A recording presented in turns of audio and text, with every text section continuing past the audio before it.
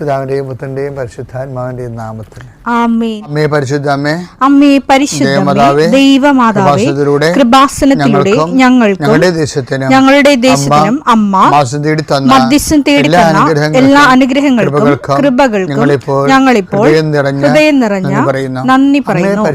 അമ്മേ പരിശുദ്ധമേ, ദൈവമാതാവേ, 2004 ഡിസംബർ 7 ഉച്ചകഴിഞ്ഞ് 2:30 കൃപാസനത്തിൽ സംഭവിച്ച അമ്മയുടെ പ്രത്യക്ഷപ്പെടലിനെക്കുറിച്ച് തിരുസഭയ്ക്ക് സമർപ്പിച്ചിരിക്കുന്ന പഠനരേഖകളുടെ മേൽ സഭാത്മകമായ പഠനം ആരംഭിക്കുവാൻ ഞങ്ങൾ പ്രാർത്ഥിക്കുന്നു. അമ്മേ പരിശുദ്ധമേ, ഭൂസ്വർലോകങ്ങളുടെ രാജ്ഞിയായ അങ്ങേയ്ക്ക് ഭൗമസംരക്ഷണത്തിനായി പ്രപഞ്ചപ്രകൃതിയെ തന്നെ തിരുസഭ പ്രതിഷ്ഠിക്കുവാൻ ഈ പ്രത്യക്ഷീകരണം വഴി ഇടയാക്കണമേ. പരിശുദ്ധമേ, ജപമാല മാതാവേ, സകല കൃപാസനം പ്രാർത്ഥനയോടും ചേർത്ത് ഞങ്ങളിപ്പോൾ പ്രാർത്ഥിക്കുന്ന ഈ കുടുംബത്തിന്റെ പ്രത്യേക നിയോഗം പറ മക്കളെ.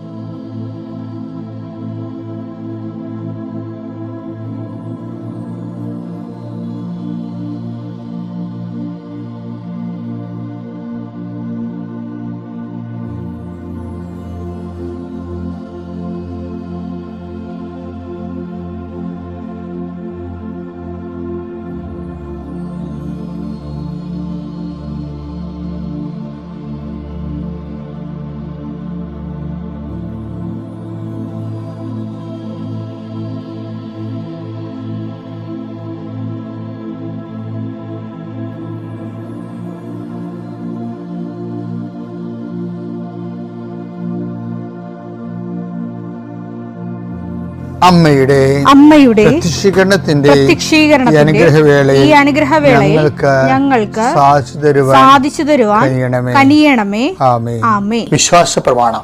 സർവശക്തനായ പിതാവും ആകാശത്തിന്റെയും ഭൂമിയുടെയും സൃഷ്ടാവുമായ ദൈവത്തിൽ ഞാൻ വിശ്വസിക്കുന്നു. അവിടുത്തെ ഏകപുത്രനും ഞങ്ങളുടെ കർത്താവുമായ ഈശോമിശിഹായിലും ഞാൻ വിശ്വസിക്കുന്നു. ഈ പുത്രൻ പരിശുദ്ധാത്മാവിനാൽ ഗർഭസ്ഥനായി കന്യകാമറിയത്തിൽ നിന്ന് പിറന്ന് പൊന്തിയോസ് പീലാത്തോസിന്റെ കാലത്ത് പീഡകൾ സഹിച്ച് കുരിശിൽ തറയ്ക്കപ്പെട്ട് മരിച്ച് അടക്കപ്പെട്ട് പാതാളങ്ങളിൽ ഇറങ്ങി മരിച്ചവരുടെ ഇടയിൽ നിന്ന് 3-ാം നാൾ ഉയർത്ത് സ്വർഗത്തിലേക്ക് എഴുന്നള്ളി സർവശക്തിയുള്ള പിതാവായ ദൈവത്തിന്റെ വലതുഭാഗത്തിരിക്കുന്നു. അവിടെ നിന്ന് ജീവിക്കുന്നവരെയും മരിച്ചവരെയും വിധിക്കുവാൻ വരുമെന്നും ഞാൻ വിശ്വസിക്കുന്നു. പരിശുദ്ധാത്മാവിലും ഞാൻ വിശ്വസിക്കുന്നു. വിശുദ്ധ കത്തോലിക്കാ സഭയിലും പുണ്യവാന്മാരുടെ ഐക്യത്തിലും പാപങ്ങളുടെ മോചനത്തിലും ശരീരത്തിന്റെ ഉയർപ്പിലും നിത്യമായ ജീവിതത്തിലും ഞാൻ വിശ്വസിക്കുന്നു. ആമേൻ. സുഖസ്ഥനായ ഞങ്ങളുടെ പിതാവേ, അങ്ങയുടെ നാമം പൂജിതമാകണമേ. അങ്ങയുടെ രാജ്യം വരണമേ. അങ്ങയുടെ തിരുമനസ് സ്വർഗത്തിലെ പോലെ ഭൂമിയിലും ആകണമേ. അന്നു വേണ്ടുന്ന ആഹാരം ഇന്ന് ഞങ്ങൾക്ക് തരണമേ. ഞങ്ങളോട് തെറ്റ് ചെയ്യുന്നവരോട് ഞങ്ങൾ ക്ഷമിക്കുന്നത് പോലെ ഞങ്ങളുടെ തെറ്റുകൾ ഞങ്ങളോടും ക്ഷമിക്കണമേ. ഞങ്ങളെ പ്രലോഭനത്തിൽ ഉൾപ്പെടുത്തരുതേ, തിന്മയിൽ ഞങ്ങൾ രക്ഷിക്കണമേ. ആമേൻ. നന്മ നിറഞ്ഞ മറിയമേ, സ്വസ്തി.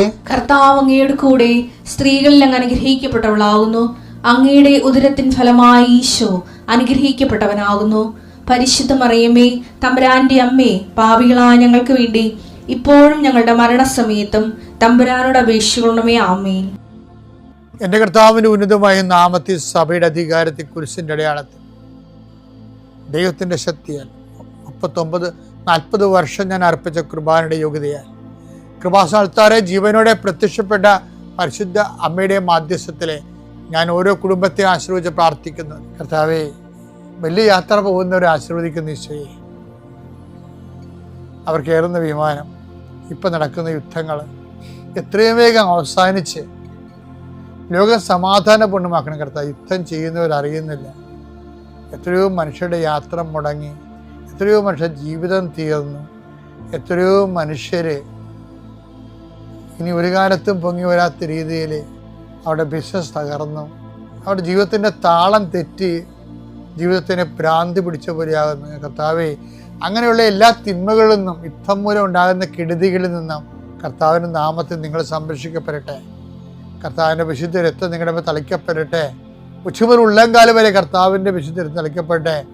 രോഗങ്ങൾ, പീഡകൾ, സങ്കടങ്ങൾ, ഒറ്റപ്പെടുത്തലുകൾ, വൈവാഹിക തടസ്സങ്ങൾ, വൈവാഹിക കേസുകൾ, എത്രയും വേഗം എല്ലാം തീർന്ന് നിങ്ങളുടെ ജീവിതം സമാധാനത്തിൻ്റെ തുറമുഖത്തേക്ക് എത്തട്ടെ എന്ന് പ്രാർത്ഥിക്കുന്നു. നിങ്ങൾ കാത്തിരിക്കുന്ന ഉത്കണ്ഠകൾ, നിങ്ങളെ തേടിയെത്തുന്ന എല്ലാവിധ വിഷമതകളും കർത്താവ് ഏറ്റെടുക്കട്ടെ എന്ന് പ്രാർത്ഥിക്കുന്നു. ഗർഭിണികളെ ആശ്രയിച്ച് പ്രാർത്ഥിക്കുന്നു. പിരിഞ്ഞു നിൽക്കുന്ന മാതാപിതാക്കന്മാരെ, ഭാര്യാഭർത്താക്കന്മാരെ സമർപ്പിച്ച് പ്രാർത്ഥിക്കുന്നു.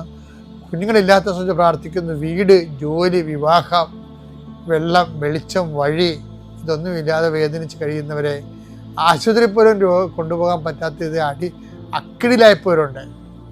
റോഡില്ലാത്ത സ്ഥലങ്ങളിൽ പെട്ടുപോരുണ്ട്. വാഹനം എത്തുവരാത്ത സ്ഥലങ്ങളിൽ പെട്ടുപോരുണ്ട്. അത് വിട്ടുമാറാൻ ആഗ്രഹിക്കുന്നവരുണ്ട്. കർത്താവേ, എല്ലാം നിന്നെ ഏൽപ്പിക്കുന്നു. എന്തെല്ലാം മക്കൾ എന്തെല്ലാം തരത്തിൽ, ഏതെല്ലാം മക്കൾ എന്തെല്ലാം തരത്തിൽ, എന്തെല്ലാം വിഷമങ്ങൾ അനുഭവിക്കുന്നു, അതെല്ലാം ഈ പ്രഭാതത്തിൽ യേശു ഏറ്റെടുക്കുകയും കർത്താവ് നിന്നെ അനുഗ്രഹിക്കുകയും നിൻ്റെ വഴികളിൽ കർത്താവ് നിന്നെ ആശ്വസിപ്പിക്കുകയും സൗഖ്യപ്പെടുത്തുകയും ചെയ്യട്ടെ. നിത്യം പിതാപുത്രനും പരിശുദ്ധാത്മാവിനെ നീക്കുകയാണ്. 1 യോഹന്നാൻ 5:4. എന്തെന്നാൽ ദൈവത്തിൽ നിന്ന് ജനിച്ച ഏവനും ലോകത്തെ കീഴടക്കുന്നു. ലോകത്തിന്മേലുള്ള വിജയം ഇതാണ് നമ്മുടെ വിശ്വാസം. ഞാൻ എപ്പോഴും നിങ്ങളെ നിർബന്ധിച്ച് പഠിപ്പിക്കുന്ന ഒരു സാധനമാണിത്. വിശ്വാസം എന്തിനുള്ളതാണെന്ന് പറയുന്നുണ്ട്. വിശ്വാസത്തിൻ്റെ പ്രാഥമിക പാഠങ്ങളൊക്കെ ഉണ്ട്. എന്താണ്? കാണപ്പെടാത്തതുണ്ടെന്നും പ്രത്യാശിക്കുന്ന ലഭിക്കുന്ന ഉറപ്പാണ് വിശ്വാസം എന്നൊക്കെ നമ്മൾ ഹെബ്രായർ 11:1 വായിക്കത്തില്ലേ? അതല്ല ഇത് ഇത്തിരി കൂടിയ വിഷയമാണ്. ലോകത്തിന് മേലുള്ള നമ്മുടെ വിജയം, അതാണ് വിശ്വാസം. ലോകത്തിൻ്റെ മേലുള്ള വിജയം വെച്ചുകൊണ്ടാണ്. ലോകമെന്ന് പറഞ്ഞാൽ എന്താണ്? കർത്താവ് പറയത്തില്ല, ഈ ആത്മാവിനെ സ്വീകരിക്കാൻ ലോകത്തിന് പറ്റത്തില്ലെന്ന്. യോഹന്നാൻ 14:17. ഈ സത്യാത്മാവിനെ സ്വീകരിക്കാൻ ലോകത്തിന് സാധിക്കുകയില്ല. ബൈബിളില് ലോകം എന്ന് പറയുമ്പോൾ അതിൻ്റെ അകത്ത് ഒരർത്ഥം ജഡത്തിന്റെ വ്യാപാരങ്ങളാണ്. ജഡത്തിന്റെ വ്യാപാരങ്ങൾ എന്തൊക്കെയാണ്? ഗലാത്യൻസ് 5:19. ജഡത്തിന്റെ വ്യാപാരങ്ങൾ എല്ലാവർക്കും അറിയാം. അവ വ്യഭിചാരം, അശുദ്ധി, ദുർവൃത്തി, വിഗ്രഹാരാധന, ആഭിചാരം, ശത്രുത, കലഹം, അസൂയ, കോപം, മാത്സര്യം, ഭിന്നത, വിഭാഗീയ ചിന്ത, വിദ്വേഷം, മദ്യപാനം, മധുരോത്സവം ഇവയും ഈദൃശമായ മറ്റു പ്രവൃത്തികളുമാണ്. നമ്മൾ 1 യോഹന്നാൻ 5:4 അല്ലേ തുടങ്ങിയത്? എന്താണ്? ലോകത്തിൻ്റെ മേലുള്ള നമ്മുടെ വിജയം, അതാണ് നമ്മുടെ വിശ്വാസം തന്നെ. അപ്പം പ്രവൃത്തികൾ തന്നെയാണ് എന്താണ്? ഈ ജഡത്തിൻ്റെ വ്യാപാരങ്ങൾ ആണ് ലോകമെന്ന് പറയുന്ന ഒരർത്ഥം. അതെന്തൊക്കെയാണ്? ജഡത്തിൻ്റെ വ്യാപാരങ്ങൾ എല്ലാവർക്കും അറിയാമെന്ന് പറയണത്. ആദിമസഭയിൽ ജഡത്തിൻ്റെ വ്യാപാരങ്ങളെക്കുറിച്ച് പൊതുവെ ഒരു ധാരണയുണ്ട്. അവർ ന്യായസ്ഥാനത്തിന് മുമ്പ് അതൊക്കെ ഉപേക്ഷിച്ചതാണ്. ആഭിചാരം, വ്യഭിചാരം, അശുദ്ധി, ദുർവൃത്തി, വിഗ്രഹാരാധന, അഹങ്കാരം, മത്സരം, ഇങ്ങനെയുള്ള എല്ലാ സംഭവവും രോഗമാണ്. ഇതിൻ്റെ മേൽ വിജയം കൈവരിക്കുമ്പോഴാണ് നമ്മൾ വിശ്വാസിയാകണത്. നമ്മുടെ പുരുഷൻ്റെ വഴികളും അതുപോലെ തന്നെയുള്ള ഉപവിപ്രവർത്തനങ്ങളും ഒക്കെ ചെയ്യുമ്പോൾ നമുക്ക് നമ്മുടെ ഉള്ളിലുള്ള ലോകത്തെ നമുക്ക് ജയിക്കാൻ പറ്റുന്നുണ്ടോ എന്ന് നമ്മൾ ശ്രദ്ധിച്ചില്ലെങ്കിൽ നമ്മൾ ചെയ്യുന്ന കാര്യങ്ങളെല്ലാം വേണ്ടത്ര ഫലം പ്രകടിപ്പിക്കാതെ വരും. ഓരോ കാലം ചെല്ലും തോറും നമ്മൾ വിശ്വാസത്തിൽ വളരണം. എങ്ങനെയാണ്? വിശ്വസിച്ച് ഓരോ കാര്യം സാധിച്ചെടുക്കുകയല്ല ചെയ്യണത്, മറിച്ച് നമ്മളിലുള്ള അധമവാസനകളെ ലോകത്തെ ജയിക്കണം. കർത്താവ് ജയിച്ചു. ഈശോ പറഞ്ഞില്ലേ, ലോകത്ത് നിങ്ങൾക്ക് ഞെരുക്കങ്ങളുണ്ടാകും, നിങ്ങൾ ധൈര്യമായിരിക്കണം, ഞാൻ ലോകത്തെ ജയിച്ചിരിക്കുന്നു. അതുകൊണ്ടാണല്ല സ്നേഹിത അവൻ കൊല്ലാൻ വേണ്ടി മുത്തിയപ്പോഴാണ് യുവദാസനെ വിളിക്കുന്നത് എന്താണ്? ദുഷ്ട എന്നല്ലേ വിളിക്കണത്. സ്നേഹിത ലോകത്തെ ജയിച്ചാൽ കണ്ടില്ലേ? നീ ഒരു ചുംബനം കൊണ്ട് മനുഷ്യപുത്രനെ ചൂണ്ടി ഒറ്റിക്കൊടുക്കുന്നു എന്നത്. കുരിശിൽ കിടക്കുമ്പോൾ ലോകത്തെ ജയിച്ചതാണ്. ലോകത്തിന് മേലുള്ള നമ്മുടെ വിജയം, അതാണ് നമ്മുടെ വിശ്വാസം. ക്രിസ്തു യുദാസിൻ്റെ മേൽ വിജയം കൈവരിക്കേണ്ടത് അങ്ങനെയാണ്. അവൻ ഉയർത്തിയ ലോകത്തിൻ്റെ മേൽ കർത്താവ് സുവിശേഷ വിജയം കൈവരിക്കും. സ്വന്തം പുനരുത്ഥാനത്തിന് താൻ തന്നെ സാക്ഷിയാകണ ഒരു വലിയൊരു സംഭവമാണത്. ഇത് നമുക്ക് വിശ്വാസത്തിന് വെല്ലുവിളിയാണ് ജീശോയുടെ ജീവിതം. എൻ്റെ പേര് ജോസ്മി ജോസഫ്. ഞാൻ ഹരിപ്പാട് പള്ളിപ്പാട് നിന്ന് വരുന്നു.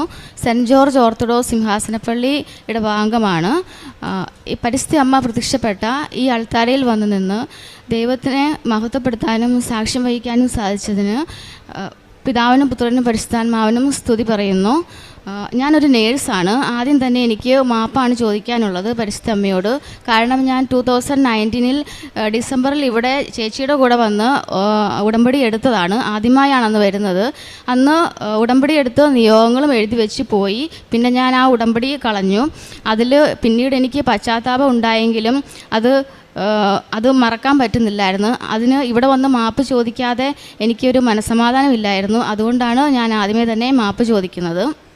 ഞാനൊരു നേഴ്സാണെന്ന് പറഞ്ഞല്ലോ. ഫെബ്രുവരി 2024 ഞാൻ എൻ്റെ കുവൈറ്റിലെ നേഴ്സിംഗ് ജോലി റിസൈൻ ചെയ്ത് ന്യൂസിലൻഡ് പ്രോസസ്സിങ്ങിന് വേണ്ടി അവിടുത്തെ CAP course competent assessment programme attend ചെയ്യാൻ വേണ്ടി ന്യൂസിലൻഡിന് പോയി. ജൂലൈയിൽ അത് അറ്റൻഡ് ചെയ്തു. അവിടുത്തെ രജിസ്ട്രേഷനായി ഓസ്ട്രേലിയൻ രജിസ്ട്രേഷനും എടുത്തു. അവിടുത്തെ ഗവൺമെൻറ് എല്ലാം സ്റ്റോപ്പ് ചെയ്ത് വെച്ചിരിക്കുന്നത് കാരണം നമുക്ക് ജോലിയൊന്നും കിട്ടിയില്ല.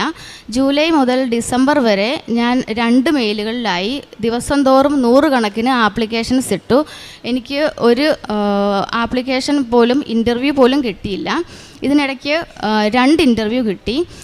അവിടെ എനിക്ക് ഇത്രയും ലക്ഷങ്ങൾ മുടക്കി അവിടെ പോയി കോഴ്സ് ചെയ്തത് കാരണം, ഉള്ള ജോലിയും കളഞ്ഞു പോയത് കാരണം എനിക്ക് ഒരു ജോലി ഇല്ലാതെ നാട്ടിൽ വരിക എന്നുള്ളത് ഭയങ്കര വിഷമമായിരുന്നു. ആൾക്കാരുടെ മുഖത്ത് നോക്കാനും ഒന്നും പറ്റത്തില്ലായിരുന്നു. അതുകൊണ്ട് അവിടെ എൻ്റെ ഫ്രണ്ട്സും റിലേറ്റീവ്സുമായിട്ട് ഒത്തിരി പേരുണ്ടായിരുന്നു. അപ്പോൾ അതൊക്കെ എനിക്ക് ഒരു മെരിറ്റായിരുന്നു. ഞാൻ എൻ്റെ മെരിറ്റായിട്ടാണ് കണ്ടത്. എങ്ങനെയും എനിക്ക് ജോലി കിട്ടുമെന്ന് ഞാൻ വിചാരിച്ചു. അതുപോലെ എൻ്റെ എക്സ്പീരിയൻസ്, പിന്നെ എൻ്റെ ഒരു കഴിവ്, ഇതെല്ലാം എൻ്റെ മെരിറ്റായിട്ട് കണ്ട് ഞാൻ ഇതിൻ്റെയൊക്കെ കോൺഫിഡൻസിലാണ് അവിടെ നിന്ന് അറ്റൻഡ് ചെയ്തുകൊണ്ടിരുന്നത്. ഇതിനിടയ്ക്ക് 2 ഇൻ്റർവ്യൂസ് കിട്ടി. ഒരെണ്ണം ന്യൂസിലൻഡ്, ഒരെണ്ണം ഓസ്ട്രേലിയ. അപ്പം ഇതിൽ എൻ്റെ ഓർമ്മയിൽ 2ലും ഞാൻ ആകെ 15 ക്വസ്റ്റ്യൻസ് ഉള്ളതിൽ ഒരെണ്ണം മാത്രമേ ഞാൻ അറ്റൻഡ് ചെയ്യാതിരുന്നുള്ളൂ. ബാക്കിയൊക്കെ നന്നായിട്ട് പെർഫോം ചെയ്തു. എനിക്ക് കിട്ടുമെന്ന് ഉറപ്പായിരുന്നു. പക്ഷേ എല്ലാം വിപരീതമായി. എൻ്റെ പ്രതീക്ഷയെല്ലാം തെറ്റി. എനിക്ക് 2 എണ്ണത്തിലും ഞാൻ നല്ലതായിട്ട് പൊട്ടി. അതോടെ എൻ്റെ കോൺഫിഡൻസ് 0 ആയി. മെറിറ്റും തീർന്നു. പിന്നെ ഇതിനിടയ്ക്കൊക്കെ എനിക്ക് ഉടമ്പടി എടുക്കാനൊരു തോന്നൽ മനസ്സിലുണ്ടെങ്കിലും ഞാൻ എടുത്തില്ല. പഴയൊരു ഉടമ്പടി ഫെയിലായിപ്പോയി. എല്ലാം ഞാൻ കളഞ്ഞതിൻ്റെ ഒരു പേടിയും മടിയും എൻ്റെ മനസ്സിലുണ്ടായിരുന്നു. അപ്പോൾ പ്രയർ കൊണ്ട് മാത്രം നമുക്ക് ഈ ജോലി കിട്ടും, എല്ലാം ശരിയാവുമെന്ന് വിചാരിച്ച് ഞാൻ ഉടമ്പടി എടുക്കാതെ പോവുമായിരുന്നു. അങ്ങനെ ഈ മെറിറ്റ് പോയപ്പോഴാണ് ഞാൻ പിന്നെയും ഉടമ്പടിയിലോട്ട് ശ്രദ്ധിച്ചത്. അങ്ങനെ ഞാൻ സാക്ഷ്യം കേൾക്കാൻ തുടങ്ങി. സാക്ഷ്യം കേട്ട് തുടങ്ങിയപ്പോൾ എൻ്റെ ആ പേടിയും മടിയും മാറി. അങ്ങനെ മാറി ഞാൻ പെട്ടെന്ന് തന്നെ ഓൺലൈൻ ഉടമ്പടി അങ്ങ് എടുത്തു. അത് ഡിസംബർ 10 ഓൺലൈൻ ഉടമ്പടി എടുത്തത്. 2025 ഡിസംബർ 10 എടുത്തു. 6 മാസത്തോളം ഞാൻ ജോബ് ആപ്ലിക്കേഷൻസ് ഇട്ടിട്ട് ഒന്നും കിട്ടാതിരുന്നത്. ഈ ഓൺലൈൻ ഉടമ്പടി എടുത്ത് ഡിസംബറിലെടുത്ത് ഫെബ്രുവരി 6 എനിക്കൊരു ഇൻ്റർവ്യൂ കിട്ടി. അത്രയും നാളും ഞാൻ എൻ്റെ മെറിറ്റിൽ വിശ്വസിച്ച് ഇൻ്റർവ്യൂ അറ്റൻഡ് ചെയ്തുകൊണ്ടിരുന്ന അതിനു മുന്നേ ഒരു കാര്യം പറയട്ടെ. ഞാൻ ഓൺലൈൻ ഉടമ്പടി എടുത്തു കഴിഞ്ഞ് ഉടനെ തന്നെ മാതാവ് എൻ്റെ റൂമിലേക്ക് വന്നു. ഒരു ഉടമ്പടി എടുത്തൊരു കുട്ടിയുടെ രൂപത്തിൽ. അവൾ എൻ്റെ ഫ്രണ്ടിൻ്റെ കസിനായിരുന്നു. എൻ്റെ ഷെയറിങ് അക്കോമഡേഷനായിട്ട് വന്നു. അവൾ വന്നത് ഉടമ്പടി എടുത്തിട്ടാണ്. അവളുടെ കയ്യിൽ മാതാവിൻ്റെ രൂപം, തിരി, പ്രയർ ബുക്ക്, ഉപ്പ്, തൈലം എല്ലാം ഉണ്ടായിരുന്നു. ഇവൾ എല്ലാ കാര്യങ്ങളും എനിക്ക് പറഞ്ഞു തന്നു. ഞങ്ങൾ ഒരുമിച്ച് ഉടമ്പടിയിൽ ശ്രദ്ധിച്ചു, ഉടമ്പടിയിലായി. അങ്ങനെ ഞങ്ങൾ അവിടെ പത്രങ്ങളും കൊടുക്കാൻ തുടങ്ങി.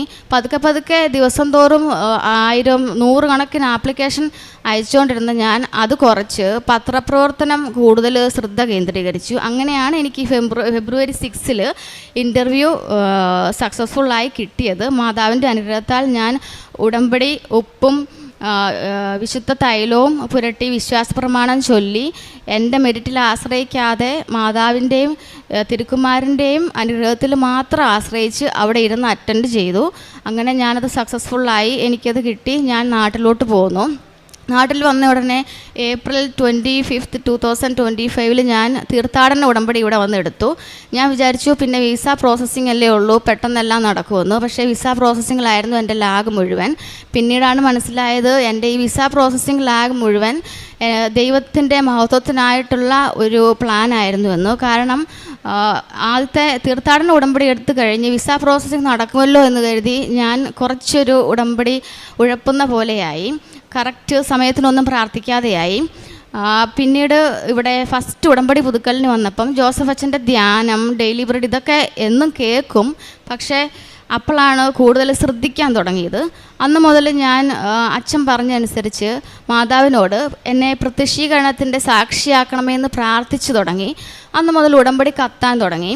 എൻ്റെ ഫസ്റ്റ് ഉടമ്പടി പുതുക്കൽ കഴിഞ്ഞപ്പോഴത്തേക്കും അത് ജൂലൈയിൽ കഴിഞ്ഞു.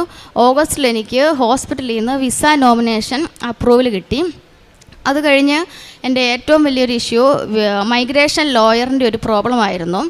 അപ്പോൾ എൻ്റെ രണ്ടാമത്തെ ഉടമ്പടി പുതുക്കൽ ഒക്ടോബറായിരുന്നു. ആദ്യം ഞാൻ ഒക്ടോബറിൽ അഖണ്ഡ ജപമാല റാലിക്ക് വന്നുകൂടി. അത് കഴിഞ്ഞ് 2-3 ദിവസത്തിനുള്ളിൽ സെക്കൻഡ് ഉടമ്പടി പുതുക്കി. ഇത് രണ്ടും കഴിഞ്ഞതോടുകൂടി എൻ്റെ അടുത്ത സ്റ്റേജ്, ഏറ്റവും വലിയ സ്റ്റേജ് കംപ്ലീറ്റ് ആയി. എൻ്റെ പഴയ മൈഗ്രേഷൻ ലോയർ മാറി, പുതിയൊരാൾ വന്നു. ആ പുതിയൊരാൾ ഉടനെ തന്നെ എൻ്റെ വിസ ലോഡ്ജ് ചെയ്തു. എൻ്റെ മെഡിക്കലും കഴിഞ്ഞു. ഇത് രണ്ടും ഒക്ടോബറിൽ റാലിയും പുതുക്കലും കഴിഞ്ഞ് നവംബറിൽ തന്നെ വിസയും ലോഡ്ജായി, മെഡിക്കലും കഴിഞ്ഞു. ഈ മെഡിക്കൽ കഴിഞ്ഞ് പിന്നെ ഒരു വിസ ഗ്രാൻഡ് ലെറ്ററിന് വേണ്ടിയുള്ള എൻ്റെ കാത്തിരിപ്പായിരുന്നു. പക്ഷേ ഈ കാത്തിരിപ്പ് അവർ പറഞ്ഞത് 3 to 5 months എന്നോട് പറഞ്ഞത്. ഞാനപ്പം എന്തായാലും ലാഗായി എന്ന് പറഞ്ഞു ഞാനിങ്ങനെ നോക്കിയിരിക്കുക. പക്ഷേ ഇതിനുള്ളിൽ ഇത്രയും നാളും ജോലി ഇല്ലാതിരുന്നതിൻ്റെ മാനസികമായ കുറേ വിഷമങ്ങളും പലരുടെയും അഭിപ്രായങ്ങളും ഒക്കെ കേട്ട് ഒരുപാട് സങ്കടപ്പെടേണ്ടി വന്നു. അപ്പോഴൊക്കെ എന്നെ കരകയറ്റിയത് ജോസഫ് അച്ഛൻ്റെ ധ്യാനവും ഡെയിലി ബ്രെഡുമാണ്. അച്ഛൻ എപ്പോഴും പറയുമായിരുന്നു, നമുക്ക് സഹനങ്ങൾ വരുന്നത് ദൈവമഹത്വത്തിനായിട്ടാണ്, ദൈവം അനുവദിച്ചു തരുന്നതാണ്. അങ്ങനെയൊരു ചിന്ത, അങ്ങനെയൊരു ബോധ്യം ഉണ്ടായി കഴിഞ്ഞപ്പോഴത്തേക്കും പിന്നെ ഞാൻ വിസേനെക്കുറിച്ച് ഓർക്കാതെയായി. ആകെ മാതാവിൻ്റെ അടുത്ത് പോയി മാത്രം വൈകുന്നേരം സന്ധ്യാപ്രാർത്ഥനയിൽ കരയും. അങ്ങനെ ഞാൻ സഹനങ്ങളെല്ലാം കുരിശിനോട് സമർപ്പിച്ചു. എല്ലാം ദൈവത്തിൻ്റെ മഹത്വത്തിനും ദൈവം അനുവദിച്ചു തരുന്നതുമാണെന്ന് മനസ്സിൽ കരുതി അങ്ങനെ ഇരുന്ന് ജനുവരിയിൽ എൻ്റെ തേർഡ് പുതുക്കൽ ജനുവരി 28 കഴിഞ്ഞു. ഇതിപ്പോൾ ഫെബ്രുവരി ആയി. ഇന്നിപ്പം ഞാൻ എൻ്റെ വിസ ഗ്രാൻഡ് ലെറ്ററുമായിട്ടാണ് വന്നിരിക്കുന്നത്. ഇതെനിക്ക് നേടിത്തന്നത് എൻ്റെ പരിശുദ്ധ അമ്മയും തിരുക്കുമാരനുമാണ്. 1000 നന്ദി പറയുന്നു. ഇതാണ് എൻ്റെ ഏറ്റവും വലിയ സാക്ഷ്യം. ഇനി രണ്ടാമത് എനിക്ക് എൻ്റെ ഒരു ഡ്രൈവിംഗ് ലൈസൻസ് കിട്ടിയ സാക്ഷ്യമാണ്. ഞാൻ ഫസ്റ്റ് ഒരു ഡ്രൈവിംഗ് ടെസ്റ്റ് അറ്റൻഡ് ചെയ്ത് ഫെയിലായതാണ്. ഫെയിലായി കഴിഞ്ഞ് ഒന്നാമത് എനിക്ക് ഡ്രൈവിങ്ങിൻ്റെ ഒന്നും അറിയില്ല. അതിൻ്റെ കൂടെ ഫെയിലായും കൂടി ചെയ്തതോടുകൂടി എനിക്ക് ഭയങ്കര പേടിയും ഭയവുമായി. അപ്പോൾ ഞാൻ പിന്നീട് ഡേറ്റ് എടുത്തെങ്കിലും പോകാൻ പേടിയായിരുന്നു.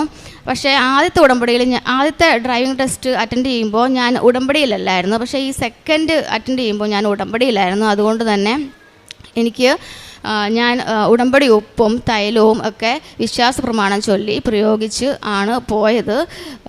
എനിക്ക് ഡ്രൈവിംഗ് ലൈസൻസ് പാസ്സായി. അത് ഒരു അനുഗ്രഹമാണ്. പരിശുദ്ധ അമ്മയുടെയും തിരുക്കുമാരനും അനുഗ്രഹിച്ച് തന്നതാണ്, അല്ലാണ്ട് എൻ്റെ കഴിവുകൊണ്ട് കിട്ടിയതല്ല. പിന്നെ എനിക്ക് പറയാനുള്ളത്, എനിക്ക് ആത്മീയമായി കിട്ടിയ ചില അനുഗ്രഹങ്ങളാണ്. ഞാൻ കുർബാനകളും കുമ്പസാരങ്ങളും ഒക്കെ പല വഴിക്ക് എന്തെങ്കിലും കാരണങ്ങൾ പറഞ്ഞ് സന്ധ്യാപ്രാർത്ഥനകളും ഒക്കെ മുടക്കിയിരുന്ന ഒരു വ്യക്തിയാണ്. പണ്ട് പേഴ്സണൽ പ്രെയർ മാത്രം നല്ലപോലെ ചെയ്യും. പക്ഷേ പള്ളിയിൽ പോവുക, കുമ്പസരിക്കുക, ഇവിടെ എവിടെയെങ്കിലും പോയി ധ്യാനം കൂടുക, ഇങ്ങനെയുള്ള കാര്യങ്ങളൊന്നുമില്ല. അവിടെയൊക്കെ പോകുന്ന എന്തിനാ, വീട്ടിലിരുന്ന് പ്രാർത്ഥിച്ചാലും ദൈവം കേൾക്കും, വീട്ടിലിരുന്നാലും നമുക്ക് പാപം ഏറ്റു പറയാം, ദൈവം കേട്ടോളും. അങ്ങനെയൊക്കെയുള്ളൊരു ചിന്തയായിരുന്നു. അതൊക്കെ എൻ്റെ ഒരു ഒഴിവുകഴിവായിരുന്നെന്നോ പിന്നീട് എനിക്ക് മനസ്സിലായി. സന്ധ്യാപ്രാർത്ഥനകളും കുർബാനകളും എല്ലാം പല പല ആഘോഷങ്ങൾക്കും പരിപാടികൾക്കും വേണ്ടി നീക്കി വയ്ക്കും, അത് സ്കിപ്പ് ചെയ്യും, എല്ലാം ചെയ്തിട്ടുണ്ട്. അങ്ങനെ നടന്നിരുന്ന ഞാൻ ഈ ഉടമ്പടി ആദ്യം ഞാൻ ഉടമ്പടിയിലോട്ട് വരുന്നത് പ്രത്യക്ഷീകരണ പ്രാർത്ഥന ചൊല്ലിക്കൊണ്ടാണ്. അത് കഴിഞ്ഞ് സാക്ഷ്യങ്ങൾ കേൾക്കാൻ തുടങ്ങിയപ്പോഴാണ് പതുക്കെ എൻ്റെ മൈൻഡ് ചേഞ്ച് ആയി തുടങ്ങിയത്. ഇപ്പോൾ ഈ നിൽക്കുന്ന ഞാൻ എല്ലാ ഞായറാഴ്ചയും ഞാനൊരു ഓർത്തഡോക്സ് ആണ്, അതുകൊണ്ട് നമുക്ക് എല്ലാ ദിവസങ്ങളിലും കുർബാനയില്ല, പക്ഷേ എല്ലാ ഞായറാഴ്ചയും ഉണ്ട്. അതൊരിക്കലും മുടക്കാറില്ല. കുമ്പസാരം നമുക്ക് എവരി 2 വീക്ക് ചെയ്യാൻ പറ്റത്തില്ല. അതുകൊണ്ട് ഞാൻ എല്ലാ മാസവും ഇവിടെ കൃപാസനം വരുമ്പോൾ ഇവിടെ മിഷൻ സെൻറ്ററിലാണ് കുമ്പസാരിക്കുന്നത്. അത് എല്ലാ മാസവും തുടർന്നുകൊണ്ട് പോകുന്നു. പിന്നെ സന്ധ്യാപ്രാർത്ഥന, പേഴ്സണൽ പ്രെയർ, ബൈബിൾ വായന. പണ്ടൊക്കെ ബൈബിൾ വായന ഏറ്റവും ചെറിയ ഭാഗം മാത്രം എടുത്ത് വായിച്ചിട്ട് കിടക്കുന്ന ഒരാളായിരുന്നു ഞാൻ. ഇപ്പോൾ 30 മിനിറ്റ്സിൽ കൂടുതൽ വായിക്കുന്നു. പേഴ്സണൽ പ്രെയറും അതിൻ്റെ കൂടെയുണ്ട്. ജപമാല. ഞാനൊരു RCയിലാണ് ജനിച്ചതെങ്കിലും ഓർത്തഡോക്സിലോടാണ് ഞാൻ കല്യാണം കഴിച്ചത്. പക്ഷേ ജപമാല ചൊല്ലൽ ഞാൻ പണ്ടേ നിർത്തിയായിരുന്നു, മാതാവിനെ കൈവിട്ടായിരുന്നു. പക്ഷേ ഉടമ്പടി വഴി മാതാവ് എൻ്റെ കൈ പിടിച്ചപ്പോഴത്തേക്കും ഞാൻ ജപമാല ചൊല്ലിത്തുടങ്ങി. ഇപ്പം ദിവസം ഒരു 3-ൽ കൂടുതൽ ജപമാല ചൊല്ലും. ഇനിയും ഇത് കൂട്ടണം എന്നുണ്ട്. അങ്ങനെ ഇപ്പോൾ മാതാവ് ഇങ്ങനെ കൈ പിടിച്ച് നടക്കുന്നത് പോലെയാണ് തോന്നുന്നത്. എനിക്ക് ഭൗതികമായ കിട്ടിയ അനുഗ്രഹങ്ങളെക്കാൾ കൂടുതൽ ആത്മീയമായിട്ടാണ് തോന്നുന്നത്. അതുപോലെ തന്നെ മാതാവിൻ്റെ പ്രസൻസ് എനിക്ക് തിരിയിൽ കിട്ടിയിട്ടുണ്ട്. ഒരു റോസാപ്പൂവായിട്ടും പിന്നെ ഹാർട്ടിൻ്റെ ഷേപ്പിലുമൊക്കെ കിട്ടി. ഇത് കുറേ നാളുകൾ കിട്ടുമായിരുന്നു. പ്രത്യേകിച്ച് സഹനങ്ങളും സങ്കടങ്ങളും ഉണ്ടാകുമ്പോഴാണ് ആശ്വസിപ്പിക്കാൻ വേണ്ടി വരുന്നത് പോലെ എനിക്ക് തോന്നും. ഒന്നും സന്തോഷമായിട്ടിരിക്കുമ്പോഴത്തേക്കും വരാറില്ല, പക്ഷേ സഹനങ്ങൾ വരുമ്പോൾ ഇത് കൂടുതലായിട്ട് തിരിയിൽ കാണുന്നുണ്ടായിരുന്നു. പിന്നെ പ്രേക്ഷിത പ്രവർത്തനമായിട്ട് ഞാൻ ചെയ്യുന്നത്, പ്രേക്ഷിത പ്രവർത്തനം ഞാൻ ആദ്യം ആരംഭിച്ചത് ന്യൂസിലൻഡിലാണ്. ന്യൂസിലൻഡിൽ എൻ്റെ കൂടെ ഒരു ഉടമ്പടി എടുത്ത കൂട്ടുകാരി ഉണ്ടായിരുന്നു. ഞങ്ങൾ 2 പേരും കൂടി ഡിസംബർ ഞാൻ ഓൺലൈൻ ഉടമ്പടി എടുത്തത് മുതൽ മാർച്ചിൽ ഞാൻ അവിടുന്ന് പോരുന്നിടം വരെ എല്ലാ വീക്കും ആകെ ഒരു ഇംഗ്ലീഷ് പത്രം ഉണ്ടായിരുന്നു. അത് കോപ്പി എടുത്തെടുത്ത് എല്ലാ ആഴ്ചയിലും അവിടുത്തെ ഇംഗ്ലീഷുകാർക്ക് കൊടുക്കുമായിരുന്നു. പറഞ്ഞു തന്നെയാണ് കൊടുക്കുന്നത്. അങ്ങനെ ഒരു ടോട്ടൽ 250 പത്രം ഞങ്ങൾ എണ്ണി നോക്കി കൊടുത്തിട്ടുണ്ട്. അവിടെയാണ് പ്രേക്ഷിത പ്രവർത്തനം സ്റ്റാർട്ട് ചെയ്തത്. പിന്നെ നാട്ടിൽ വന്നപ്പോൾ ഞാൻ പറഞ്ഞല്ലോ, ആദ്യം ഉടമ്പടി എടുത്തു കഴിഞ്ഞിട്ട് കുറച്ചൊരു ഉഴപ്പായിരുന്നു. ആദ്യം ഇവിടെ നമ്മുടെ നാട്ടിൽ വെളിയിലോട്ട് ഇറങ്ങാൻ എനിക്ക് പേടിയായിരുന്നു. പിന്നെയാണ് ഇറങ്ങി തുടങ്ങിയത്. ഇപ്പോൾ ഫസ്റ്റ് ഉടമ്പടി പുതുക്കൽ കഴിഞ്ഞപ്പോൾ തൊട്ട് ഞാൻ നല്ല രീതിയിൽ പ്രേക്ഷിത പ്രവർത്തനം ചെയ്യുന്നു. ഹരിപ്പാട് ടൗൺ, എല്ലാ പോക്കറ്റ് റോഡുകളും, പള്ളിപ്പാട്, അവിടെയുള്ള എല്ലാം കിലോമീറ്ററോളം നടന്ന് തന്നെ ഞാൻ തന്നെയാണ് പോയി കൊടുക്കുന്നത്. വെയിലും മഴയൊന്നും നോക്കാറില്ല. അതുപോലെ ജോസഫ് അച്ഛൻ പറഞ്ഞ പോലെ വിശേഷവിധിയായിട്ട് എന്താ ചെയ്യേണ്ടതെന്നിങ്ങനെ ആലോചിച്ച് ഇരുന്നപ്പോഴാണ് പത്രം കൊടുക്കുന്ന വഴിക്ക് വഴി സൈഡിലൊരു തട്ടുകട ഇട്ടിരിക്കുന്ന ഒരു ഫാമിലിയെ കണ്ടത്. അവിടുത്തെ ചേട്ടന് ക്യാൻസറാണ്. അപ്പം ഞാൻ അവരെ സഹായിക്കാമല്ലോ എന്ന് വെച്ച് ഉടമ്പടി പത്രവും കാശ് രൂപവും ഒരു ചെറിയ പൊതി ഉപ്പും പിന്നെ ഇതെങ്ങനെയാണ് പ്രയോഗിക്കേണ്ടതെന്ന് പറഞ്ഞു കൊടുക്കാൻ വേണ്ടി വിശ്വാസ പ്രമാണം ഞാൻ എഴുതി, പ്രത്യക്ഷീകരണ പ്രാർത്ഥനയും എഴുതി കൊടുത്തു. അപ്പം അത് മാതാവ് എനിക്ക് അവരെ സഹായിക്കാൻ വേണ്ടി കാണിച്ചു തന്നതായിരുന്നു. അപ്പം ഞാൻ ഇവിടെ അഖണ്ഡ ജപമാല റാലിക്ക് കൊടുക്കാൻ വേണ്ടി കുറച്ച് പൈസ മാറ്റി വെച്ചിരുന്നു. അതെന്ത് ചെയ്യുന്ന എനിക്കിവിടെ ഇടാൻ പറ്റിയില്ല. അപ്പം ആ പൈസ ഞാൻ അവർക്ക് കൊടുത്തു. അന്ന് മുതൽ എല്ലാ മാസവും ഞാൻ അവരെ എല്ലാ മാസവും പോയി ഇപ്പോൾ എനിക്ക് ജോലിയില്ല, എൻ്റെ ഒരു ചെറിയ തുക സഹായിക്കുന്നുണ്ട്. പിന്നെ കാരുണ്യ പ്രവൃത്തിയായിട്ട് ഞാൻ ചെയ്യുന്നത് എല്ലാ സാറ്റർഡേയ്സിലും ഒരു 7-8 പൊതി ചോറ് ഹരിപ്പാട് ഗവൺമെൻറ് ഹോസ്പിറ്റലിലെ ആളുകൾക്ക് കൊടുക്കുന്നുണ്ട്. പിന്നെ പണ്ടൊക്കെ നമ്മുടെ ആരെങ്കിലും പറഞ്ഞെന്നാലേ നമ്മൾ കയ്യിൽ നിന്ന് കൊടുക്കുകയുള്ളായിരുന്നു. എത്രയാണെന്നൊക്കെ നോക്കി കുറച്ച് പൈസയൊക്കെ എടുത്തേ കൊടുക്കുകയുള്ളായിരുന്നു. ഇപ്പം നമ്മൾ അങ്ങോട്ട് ചെന്ന് കൊടുക്കുന്നു, പൈസയൊന്നും നോക്കാറില്ല, ഇല്ലെങ്കിലും കൊടുക്കുന്നു. അങ്ങനെയാണിപ്പോൾ ചെയ്യുന്നത്. പിന്നെ കുമ്പസാരവും കുർബാനയും എല്ലാം ഉടമ്പടിയിൽ പറഞ്ഞതുപോലെ തന്നെ ചെയ്യുന്നു. സന്ധ്യാപ്രാർത്ഥന മുടക്കാതെ ചെയ്യുന്നു. എവിടെ പോയെന്നാലും തൈലം തൂക്കാതെ നമ്മൾ വെളിയിൽ ഇറങ്ങത്തില്ല. എന്ത് അസുഖം ഉണ്ടെങ്കിലും തൈലം തൂത്താണ് ഇപ്പോൾ എല്ലാം മാറ്റുന്നത്. അതൊരു ശക്തിയും ബലവുമാണ്. എനിക്ക് ഈ അനുഗ്രഹങ്ങൾ തന്ന, ഇവിടെ സാക്ഷ്യപ്പെടുത്താൻ എന്നെ സഹായിച്ച പരിശുദ്ധ അമ്മയ്ക്കും തിരുക്കുമാരനും ദേവതാവിനും മഹത്വമുണ്ടായിരിക്കട്ടെ. ഞാൻ നിർത്തുന്നു. പ്രഭാഷകൻ്റെ പുസ്തകം 33-ാം അധ്യായം 16-17 തിരുവചനങ്ങൾ. ഒടുവിലാണ് ഞാൻ ഉണർന്നത്. കാല പെറുക്കുന്നവനെ പോലെ ഞാൻ മുന്തിരിപ്പഴം ശേഖരിക്കുന്നവരുടെ പിന്നിലായി. എന്നാൽ കർത്താവിൻ്റെ അനുഗ്രഹം നിമിത്തം ിലെത്തി. മുന്തിരിപ്പഴം ശേഖരിക്കുന്നവനെ പോലെ ചക്കു നിറച്ചു. ജോസ്മി ജോസഫ് എന്ന ഈ മകളുടെ പ്രത്യക്ഷീകരണ സാക്ഷ്യത്തിൽ നിന്ന് നമുക്ക് മനസ്സിലാകുന്നത് തന്നെയാണ്. ഞാൻ എപ്പോഴും പിന്നിലായിരുന്നു. പക്ഷേ പരിശുദ്ധ അമ്മ തന്നെ എൻ്റെ കൈപിടിച്ച് ഉടമ്പടിയിലൂടെ ഈശോയുടെ മുന്നിൽ നിർത്താൻ മാത്രം എനിക്ക് യോഗ്യത നൽകി എന്നാണ് ഈ മകൾ ഏറ്റു പറയുന്നത്. മെറിറ്റിൽ ആശ്രയിച്ചുകൊണ്ട് ജീവിച്ചിരുന്ന, അല്ലെങ്കിൽ എല്ലാത്തിനും ഒരു തട്ടുത്തരം എന്ന പോലെ ജീവിച്ചിരുന്ന ഈ മകളെ പരിശുദ്ധാമ്മ എത്രമാത്രം ഈശോയിലേക്ക് അടുപ്പിച്ചുവെന്നാണ് നാം ഈ സാക്ഷ്യത്തിൽ നിന്ന് മനസ്സിലാക്കുന്നത്. മെറിറ്റിൽ ആശ്രയിക്കുന്നത് എന്ന് പറഞ്ഞാൽ പഠനകാര്യത്തിലായാലും ഞാൻ പഠിച്ചാൽ എനിക്ക് അത് നേടിയെടുക്കാവുന്നതേയുള്ളൂ. ഞാൻ വീട്ടിലിരുന്ന് പ്രാർത്ഥിച്ചാലും ദൈവം കേൾക്കും.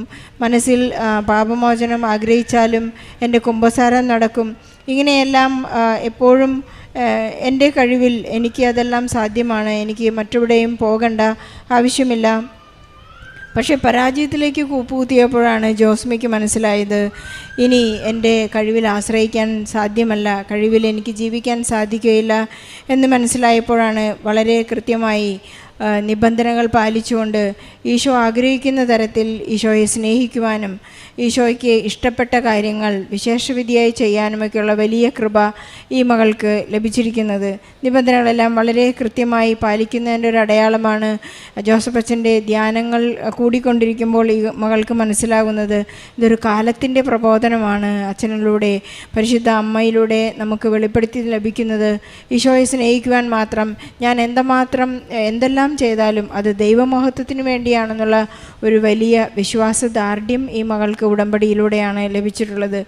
ഓസ്ട്രേലിയൻ രജിസ്റ്റേർഡ് നേഴ്സ് എന്ന ഒരു വലിയ പ്രോസസ്സിലൂടെ മകൾ കടന്നു പോകുമ്പോൾ വിസ ലഭിക്കുവാനും അതുപോലെ തന്നെ മകളുടെ ഡ്രൈവിംഗ് ലൈസൻസ് ലഭിക്കുവാനുമൊക്കെ എപ്പോഴെല്ലാമാണ് പരിശുദ്ധ അമ്മയെ ആശ്രയിച്ചത്, അപ്പോഴെല്ലാം നേർച്ച വസ്തുക്കളുടെ എല്ലാം ഉപയോഗം കൃത്യമായി പാലിച്ചുകൊണ്ടും ഉപയോഗിച്ചുകൊണ്ടും ജപമാല കയ്യിലൊരു ആയുധമായി ഉപയോഗിച്ചുകൊണ്ടും ഇവിടെ നിന്ന് ലഭിക്കുന്ന നേർച്ച വസ്തുക്കളെല്ലാം കൃത്യമായി വിശ്വാസ പ്രമാണം ചൊല്ലിക്കൊണ്ട് പ്രാർത്ഥിച്ചുകൊണ്ടും ഈ മകൾക്ക് ഈശോയിലേക്ക് അടുക്കുവാൻ പരിശുദ്ധ അമ്മ കൈപിടിച്ച് നടത്തുന്ന, കൂടെ സഞ്ചരിച്ച ഒരു നല്ല സാക്ഷ്യമാണിത്. നമുക്ക് ഓർമ്മിച്ചെടുക്കേണ്ടത് നമ്മുടെ മെറിറ്റിൽ ആശ്രയിക്കുന്നവർക്ക് മെറിറ്റ് ഒരു 0 ആകുമ്പോൾ കൃപ ലഭിക്കുന്നു എന്നാണ് നമുക്ക് മനസ്സിലാകുന്നത്. സമയച്ചുരുക്കത്തിൻ്റെ അമ്മ ഈ മകൾക്ക് വളരെ പെട്ടെന്നാണ് ആവശ്യമുള്ള എല്ലാ അനുഗ്രഹങ്ങളും നൽകി അനുഗ്രഹിക്കുന്നത്. ഈശോയിൽ നിന്ന് ലഭിക്കുന്ന അനുഗ്രഹങ്ങൾ ഒട്ടും തന്നെ ഒരിക്കലും ചെറുതല്ല. ജോസഫ് അച്ഛൻ നമ്മെ ഓർമ്മിപ്പിക്കുന്നത്, നിങ്ങൾ വലിയ കാര്യങ്ങൾ ആഗ്രഹിക്കുക, വലിയതാണ് ഈ മകൾക്ക് നൽകിയിരിക്കുന്നത്. മകൾ പറയുകയുണ്ടായി, ഞാൻ ഓൺലൈൻ ഉടമ്പടി എടുത്ത് പോയപ്പോൾ എൻ്റെ മുറിയിലേക്ക് പരിശുദ്ധ അമ്മ കടന്നു വന്നു. ഓൺലൈൻ ഉടമ്പടി എടുത്ത മുറിയിലിരുന്ന് പ്രാർത്ഥിക്കുമ്പോൾ യാതൊരു നേർച്ച വസ്തുക്കളോ ഒന്നും തന്നെ ഇല്ലാത്ത അവസ്ഥയിൽ തീർത്ഥാടക ഉടമ്പടി എടുത്ത മകൾ പ്രാർത്ഥന പുസ്തകവും പരിശുദ്ധ അമ്മയുടെ തിരുസ്വരൂപവുമായെല്ലാം കടന്നു വന്ന് പരിശുദ്ധ അമ്മയുടെ സാമീപ്യം നൽകി ഈ മകളെ അനുഗ്രഹിക്കുകയുണ്ടായി. നമുക്ക് പ്രാർത്ഥനയിൽ എപ്പോഴും ഉറച്ചു നിൽക്കാം. ഓൺലൈനിലായാലും ഓഫ്ലൈനിലായാലും പരിശുദ്ധ അമ്മയോട് മാധ്യസ്ഥം അപേക്ഷിക്കുന്നതിൽ നമ്മൾ ഒരിക്കലും പിന്തിരിഞ്ഞു നോക്കരുത്. ഒരു അനുഗ്രഹം കിട്ടിക്കഴിയുമ്പോൾ ഇതെൻ്റെ ഒരു പക്ഷേ എൻ്റെ മെറിറ്റ് കൊണ്ടായിരിക്കാം, അല്ലെങ്കിൽ എനിക്കിനി കുറച്ച് സമയത്തേക്കൊരു ബ്രേക്ക് എടുക്കാം എന്ന് നാം ഒരിക്കലും ചിന്തിക്കരുത്. ഒരമ്മ ഒരിക്കലും ബ്രേക്ക് എടുക്കുന്നില്ല. അമ്മയ്ക്കൊരിക്കലും റിട്ടയർമെൻ്റ് ഇല്ലാത്തതുപോലെ പരിശുദ്ധ അമ്മ ഒരിക്കലും റിട്ടയർമെൻറ്റിലേക്ക് പോകുന്നില്ല. പരിശുദ്ധ അമ്മ ഒരിക്കലും റിട്ടയർ ചെയ്യുന്നില്ല. ഈശോയുടെ പദ്ധതികൾ എപ്പോഴും നിറവേറുന്നതിന് വേണ്ടി പ്രവർത്തന നിരതിയാണ്. അമ്മ വേഗത്തിലാണ്. നമുക്ക് ഈശോയ്ക്കും പരിശുദ്ധ അമ്മയ്ക്കും നന്ദി പറഞ്ഞുകൊണ്ട് എല്ലാ മക്കളുടെയും ആരൊക്കെയാണോ ജോലിക്ക് വേണ്ടി, വിസയ്ക്ക് വേണ്ടി, വിവാഹ പ്രായം കഴിഞ്ഞു നിൽക്കുന്ന എല്ലാവർക്കും വേണ്ടി, എന്തെല്ലാം നിയോഗങ്ങൾക്ക് വേണ്ടി നാം ഇവിടെ വന്ന് കണ്ണീരൊഴുക്കി പ്രാർത്ഥിക്കുന്ന എല്ലാ നിയോഗങ്ങളെയും ഈ സാക്ഷ്യത്തോട് ചേർത്ത് വെച്ച് ഈശോയ്ക്കും പരിശുദ്ധ അമ്മയ്ക്കും നന്ദി പറഞ്ഞുകൊണ്ട് ഒരു നല്ല കയ്യടിയോടെ ഈ സാക്ഷ്യം നമുക്ക് ആദ്യമായി ഈ പുണ്യഭൂമിയിൽ നിന്ന് സാക്ഷ്യം പറയാനായിട്ട് എന്നെ അനുഗ്രഹിച്ച എൻ്റെ അമ്മയോടും അപ്പായോടും ഞാൻ നന്ദി പറയുന്നു. എൻ്റെ പേര് ശ്രീകല. ഞാൻ ചങ്ങനാശ്ശേരിയിൽ നിന്ന് വരുന്നു. എൻ്റെ 8ാമത്തെ ഉടമ്പടി പുതുക്കലാണ് ഇന്ന് നടന്നത്. ഞാൻ സാക്ഷ്യം പറയുന്നത് 2ാമത്തേതാണ്. ആദ്യമായിട്ട് എനിക്ക് പറയാനുള്ളത്, എൻ്റെ ഇടതു കാലിൽ ഒരു 5-6 മാസമായിട്ട് പഴുത്ത് കാല് നിലത്ത് കുത്താൻ പറ്റാത്തതുപോലെ ഭയങ്കര വേദനയും പഴുപ്പും. അപ്പോൾ എനിക്ക് ഷുഗറും പ്രഷറും കൊളസ്ട്രോളും ഒക്കെ ഉള്ള ആളാണ്. അപ്പോൾ എല്ലാവരും പറഞ്ഞു ഇത് കാല് പഴുത്തിരിക്കുന്നത് ഷുഗറിൻ്റേതാണ്, തീർച്ചയായിട്ടും വിരൽ മുറിച്ച് കളയേണ്ടതായിട്ട് വരും കൊണ്ട് കാണിക്കുമ്പോൾ എന്നൊക്കെ പറഞ്ഞു. നന്നായിട്ട് പഴുപ്പുണ്ട്. അപ്പോൾ എനിക്ക് കാല് താഴോട്ട് കുത്താനേ വയ്യ. അപ്പോൾ ഡോക്ടറെ ചെന്ന് കണ്ടു, മരുന്ന് വാങ്ങി, കുറവില്ല. അതുപോലെ തന്നെ നല്ല വേദന, ചെരുപ്പ് പോലും ഇടാൻ വയ്യ. ഞാനൊരു ടീച്ചറാണ്, സ്കൂളിൽ പോകാൻ എനിക്ക് ഭയങ്കര ബുദ്ധിമുട്ട്, എന്നും വണ്ടിയിലാണ് പോകുന്നത്. അപ്പോൾ ഇങ്ങനെ ആയിക്കഴിഞ്ഞപ്പം ഞാൻ അമ്മയോട് പറഞ്ഞു, അമ്മേ ഞാൻ ഉടമ്പടിയിലല്ലേ, എന്നെ ഇത്രയും വേദന എടുപ്പിക്കുന്നത് എന്തിനാണ്? ഉടമ്പടിയിലിരിക്കുമ്പോൾ എനിക്കിത് ഒന്ന് കുറച്ച് തന്നൂടെ? ഞാൻ ഈ മരുന്നെല്ലാം നിർത്തി ഉടമ്പടി തൈലവും ഉപ്പൂടെ ഉപയോഗിക്കാനായിട്ട് തുടങ്ങി. അങ്ങനെ എനിക്ക് തോന്നി എനിക്ക് ധ്യാനത്തിൽ പങ്കെടുക്കണം, എൻ്റെ ഈ കാല് കൊണ്ടുവന്ന് അമ്മയൊന്ന് കാണിക്കണം. അങ്ങനെ ഞാനിവിടെ അച്ഛൻ്റെ ധ്യാനത്തിൽ വന്ന് പങ്കെടുത്തു. ആ ധ്യാനത്തിലെ രോഗസൗഖ്യത്തിൽ ഞാൻ കരഞ്ഞു പറഞ്ഞു, അമ്മേ. അപ്പോൾ അപ്പ വന്ന് നമ്മളെ തൊടുന്ന ഒരു അവസ്ഥ, ആ പ്രാർത്ഥനയിൽ ഞാൻ പറഞ്ഞു, അപ്പ എന്നെ ഒന്ന് വന്ന് തൊടപ്പ, എൻ്റെ ഈ വേദന മാറ്റി, എനിക്ക് ഈ വേദന രാത്രിയിൽ ഉറക്കമില്ല, എത്രയോ ദിവസങ്ങളായി കരഞ്ഞുകൊണ്ടാണ് ഞാൻ ജോലിയൊക്കെ ചെയ്യുന്നത്. അപ്പോൾ അപ്പ എന്നെ ഒന്ന് തൊടപ്പാന്ന് പറഞ്ഞപ്പോൾ എൻ്റെ ചെവിയിൽ ഒരു നല്ല പുരുഷ ശബ്ദം, ഹ എന്നുള്ളൊരു ശബ്ദം എൻ്റെ ചെവിയിലോട്ട്. അപ്പോൾ ഞാനവിടെ അങ്ങേയറ്റത്തിരിക്കുകയാണ്. അപ്പോൾ ഞാനിങ്ങനെ തിരിഞ്ഞു നോക്കി, ആരാണ് ഈ ശബ്ദം? നല്ല ഘനഗംഭീരമായിട്ടുള്ളൊരു പുരുഷൻ്റെ ശബ്ദമാണ്. അടുത്തെങ്ങും ആരും പുരുഷന്മാരൊന്നുമില്ല. അപ്പോൾ എനിക്ക് മനസ്സിലായി അപ്പ എൻ്റെ അടുത്ത് വന്നു. അപ്പോൾ ഞാൻ മനസ്സിൽ അമ്മയോട് പറഞ്ഞു, അമ്മ ഒരു പ്രാവശ്യം കൂടെ എനിക്ക് ആ സൗണ്ടൊന്ന് കേൾക്കണം. പെട്ടെന്ന് 2ാമത് ഒരു പ്രാവശ്യം കൂടെ എനിക്ക് ആ ശബ്ദം കേൾക്കാൻ പറ്റി. അപ്പോൾ എൻ്റെ മനസ്സിൽ ഞാൻ കരഞ്ഞ് പ്രാർത്ഥിച്ചു, തീർച്ചയായിട്ടും എൻ്റെ ഈ കാലിലെ വേദന പോകും. അങ്ങനെ ഞാൻ കാലം കൊണ്ട് വീട്ടിൽ ചെന്നു. ഞാൻ ഇനി ഒരു മരുന്ന് ഉപയോഗിക്കുന്നില്ല, ഈ എൻ്റെ ഉടമ്പടിത്തയിലോ ഉപ്പും കൊണ്ട് തന്നെ എല്ലാവരും എന്നെ വഴക്ക് പറയുന്നുണ്ട്. ഇത് ആശുപത്രി കൊണ്ട് കാണിച്ചിട്ട് അതിന് വേണ്ട ട്രീറ്റ്മെൻറ്റ്, ഓപ്പറേഷൻ ആണെങ്കിൽ ഓപ്പറേഷൻ ചെയ്യുമെന്ന് പറയുന്നു. ഞാൻ പറഞ്ഞു, ഇല്ല എൻ്റെ അമ്മ, ഞാൻ ഉടമ്പടിയിലാണ്, എൻ്റെ അമ്മയ്ക്കും അപ്പായ്ക്കും എൻ്റെ ഈ രോഗം ഭേദമാക്കാനായിട്ട് കഴിയും. ഞാൻ ഇന്നും രാവിലെ സ്കൂളിൽ പോകുന്നതിന് മുമ്പ് ഉടമ്പടി തൈലോ ഉപ്പും കൂടെ തേച്ചിട്ടാണ് എന്നും രാവിലെ സ്കൂളിൽ പോകുന്നു പ്രാർത്ഥിച്ചിട്ട്. അപ്പം പെട്ടെന്ന് തന്നെ 1-2 ആഴ്ച കൊണ്ട് എനിക്ക് പൂർണ്ണമായിട്ട്, ഇപ്പം നിങ്ങൾക്കറിയാം, എൻ്റെ കാലെനിക്ക് താഴെ കുത്താൻ പറ്റും. നല്ലതായിട്ട് എൻ്റെ കാലിൻ്റെ വേദന പോയി, എൻ്റെ അസുഖങ്ങളെല്ലാം പോയി. എനിക്ക് അമ്മയോട് അപ്പായോടും കോടി നന്ദി പറയുന്നു. കാരണം അത്രമാത്രം വേദന ഞാൻ അനുഭവിച്ചിട്ടുണ്ട്. അടുത്തതായിട്ട് എനിക്ക് പറയാനുള്ളത്, എൻ്റെ സ്കൂളിൽ ഒരു പ്രോജക്റ്റിൻ്റെ കാര്യമാണ്. ഒരു 10 ലക്ഷത്തിൻ്റെ ഒരു പ്രോജക്റ്റ്. അപ്പം ആ പ്രോജക്റ്റ് സ്കൂളിൽ വന്നപ്പം അവിടെ അതിനുള്ള സൗകര്യം ഇല്ലയെന്ന് പറഞ്ഞുകൊണ്ട് PT എല്ലാം കൂടി തീരുമാനിച്ചു. എനിക്കും സങ്കടകരമായിട്ട് അതിൽ ഒപ്പിട്ട് കൊടുക്കേണ്ടി വന്നു. ഇവിടെ ഈ സ്കൂളിൽ ഇത് നടക്കത്തില്ല, ഇതിനുള്ള സൗകര്യം റൂമില്ല എന്നും പറഞ്ഞുകൊണ്ട്. പക്ഷേ ഞാൻ ഒപ്പിട്ട് കൊടുത്തപ്പോൾ എൻ്റെ ഹൃദയം വേദനിച്ചാണ്. ഈ കൊച്ചു കുഞ്ഞുങ്ങൾക്ക് ഏറ്റവും നല്ല സൗകര്യമാണ്, തീമനുസരിച്ച് പഠിക്കാനുള്ള സൗകര്യത്തിൽ ഈ കുട്ടികൾക്ക് കിട്ടിയ ആ ഒരു പ്രോജക്റ്റ് പോകുമല്ലോ എന്ന് ഓർത്തപ്പോൾ എനിക്ക് ഭയങ്കര സങ്കടം. അപ്പോൾ ഞാൻ ഉടമ്പടിയിലാണല്ലോ, അമ്മയോട് ഞാൻ പറയും, അമ്മ. അപ്പോൾ ഇന്ന് വൈകിട്ട് വീട്ടിൽ വന്നിട്ട് പ്രാർത്ഥിച്ചപ്പോൾ അമ്മയോട് ഞാൻ പറയും, അമ്മ എനിക്ക് എൻ്റെ കുട്ടികൾക്ക് ഇത് ആവശ്യമാണെങ്കിൽ നീ ഇത് തിരിച്ച് വേണ്ട എന്നുള്ള അഭിപ്രായത്തിൽ നിന്ന് വേണം എന്നുള്ള അഭിപ്രായത്തിലേക്ക് വരണമേ എന്ന് പ്രാർത്ഥിച്ചു.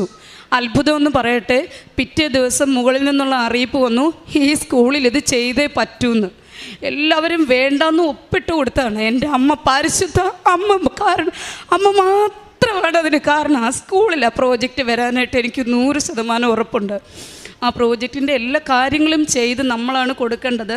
അപ്പോൾ അതിനും ഓരോ 13 തീം അനുസരിച്ചുള്ള ഓരോ ഇടങ്ങളിൽ കുട്ടികൾക്ക് വേണ്ട കാര്യങ്ങൾ ചെയ്യാൻ അമ്മയോട് പ്രാർത്ഥിച്ച് തന്നെ ഞാൻ ഓരോ തീമിൻ്റെ പ്രോജക്റ്റ് വർക്കിൻ്റെ കാര്യങ്ങൾ എഴുതി കൊടുത്തിട്ട് അമ്മയോട് ഞാൻ പറഞ്ഞു, അമ്മ ഏറ്റവും പെർഫെക്റ്റായിട്ട് ചെയ്യുന്ന ഒരു ആളിനെ വേണം പ്രോജക്റ്റ് വർക്ക് ചെയ്യാനായിട്ട് സ്കൂളിലോട്ട് കൊണ്ടുവരേണ്ടത്. എൻ്റെ പരിശുദ്ധ അമ്മ അതിനും എന്നെ സഹായിച്ചു. തൃശ്ശൂരിൽ നിന്ന് നമ്മുടെ സ്കൂളിന് അനുയോജ്യമായിട്ട് നല്ല നല്ല ഒരു വർക്കറെയാണ് കൊണ്ടുവന്നത്. ആ പ്രോജക്റ്റ് എൻ്റെ മനസ്സിൽ കണ്ടതിനേക്കാൾ കൂടുതൽ ആ 2 റൂമുകളിൽ ചെയ്യാനായിട്ട് സാധിച്ചു. അതോടൊപ്പം തന്നെ അതിന് ഒത്തിരി തടസ്സങ്ങളുണ്ടായി. എല്ലാം എൻ്റെ അമ്മയാണ്. അതോടൊപ്പം ഈ വെളിയിലുള്ള കളിയിടം അത് ആ റൂമിനോട് ചേർന്ന് വേണം വരാനായിട്ട്. പക്ഷേ ആ റൂമിനോട് ചേർന്ന് വേണ്ട എന്നുള്ളത്, വേറെ ദൂരെയുള്ള ഒരു സ്ഥലത്ത് മതി എന്ന് പഞ്ചായത്തുകാർ വന്ന് പറഞ്ഞു. അപ്പോഴും ഞാൻ അമ്മയെ വിളിച്ചു, അമ്മേ ആ റൂമിനോട് ചേർന്നാണെങ്കിൽ കുട്ടികൾക്ക് ഇതുമായിട്ട് ബന്ധപ്പെട്ട് പ്രയോജനമുള്ളൂ, അമ്മ ഇത് ഏറ്റെടുക്കണം, അമ്മയ്ക്ക് കുഞ്ഞുങ്ങളെ ഇഷ്ടമല്ലേ, അതുകൊണ്ട് അമ്മ ഇത് ഏറ്റെടുക്കണം. അത്ഭുതമെന്ന് പറയട്ടെ, അവർ പഞ്ചായത്തുകാർ പിറ്റേ ദിവസം സമ്മതിച്ചെന്നുള്ളതാണ്. അതും എൻ്റെ അമ്മയാണ് അത്ഭുതം ചെയ്ത്. ആ പ്രോജക്റ്റ് എളുപ്പത്തിൽ ഞാൻ പറയാം, അത് 2.5 വർഷം കൊണ്ടാണ് തീർന്നത്. ഏറ്റവും മനോഹരമായിട്ട് തീർന്നു. ഏറ്റവും നല്ല രീതിയിൽ അത് ഉദ്ഘാടനം ചെയ്തു. നല്ല പരിപാടികളും എല്ലാമായിട്ട് എൻ്റെ അമ്മ, പരിശുദ്ധ അമ്മ, എനിക്ക് ആ പ്രോജക്റ്റ് പൂർത്തിയാക്കി പൊതുജനങ്ങൾക്കും സ്കൂളിനും പ്രയോജനപ്പെടത്തക്ക രീതിയിൽ അത് ആക്കി തന്നു. അതിന് ഏറ്റവും കൂടുതൽ നന്ദി അപ്പായോടും അമ്മയോടും പറയുന്നു. അടുത്ത ഒരു ദിവസം ഞാനിതുപോലെ ജോലിയെല്ലാം കഴിഞ്ഞിട്ട് വൈകുന്നേരം പ്രാർത്ഥിക്കുന്നതിന് മുൻപ്, 7 മണിയായില്ല, പ്രാർത്ഥിക്കുന്നതിന് മുൻപ് എനിക്ക് നന്നായിട്ട് വിശക്കുന്നു. അപ്പോൾ ഞാനോർത്ത് ഫ്രിഡ്ജിൽ നേരത്തെ ഏത്തക്ക വെച്ചിട്ടുണ്ടായിരുന്നു. അപ്പോൾ ഏത്തക്ക ചെന്ന് നോക്കിയപ്പോഴത്തേക്കിന് ഏത്തക്ക ഇല്ല. ഏത്തക്ക കുട്ടികൾ തിന്നു തീർത്തു. അപ്പം ഞാൻ മനസ്സിൽ വിചാരിച്ചെന്നാൽ ചോറുണ്ണാന്നും കണ്ട് അടുക്കളയിൽ ചെന്നപ്പം ചോറും ഇല്ല. അപ്പം ഞാൻ അമ്മയോട് ഓടി വന്നിട്ട് നമ്മുടെ അമ്മയോട് പറയുന്നത് പോലെ, എനിക്ക് അമ്മയും അച്ഛനും ഇല്ല, എൻ്റെ മാതാവാണ്. അപ്പം ഞാൻ അമ്മയോട് പറഞ്ഞു, അമ്മ എനിക്ക് വിശന്നിട്ട് വയ്യ, ഇനി ഉണ്ടാക്കി വേണ്ടേ ഞാൻ കഴിക്കാൻ, എനിക്ക് വയ്യ, വിശപ്പ് സഹിക്കാൻ വയ്യ, നിനക്ക് ഏതെല്ലാം ഇറങ്ങി വന്ന് എനിക്കൊന്നും തരാൻ പറ്റത്തില്ലല്ലോ എന്ന് ഞാനിങ്ങനെ പറഞ്ഞിട്ട് തിരിഞ്ഞ് അടുക്കളയിലോട്ട് എത്തിയില്ല.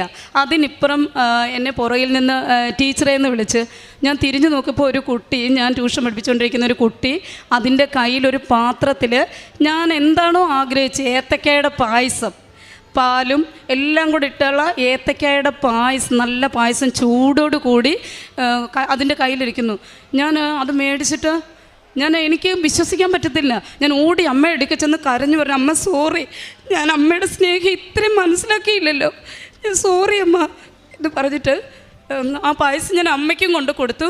ഞാനും കുടിച്ചാനൊരു ഗ്ലാസ്സിൽ വിളക്ക് കത്തിക്കുന്നിടത്ത് കൊണ്ടുവച്ചു. അതിൽ പിന്നീട് ഞാൻ എന്ത് സ്പെഷ്യൽ ഉണ്ടാക്കിയാലും എൻ്റെ അമ്മയ്ക്കൊരു പാത്രത്തിൽ ഞാൻ അവിടെ കൊണ്ടുവെക്കും.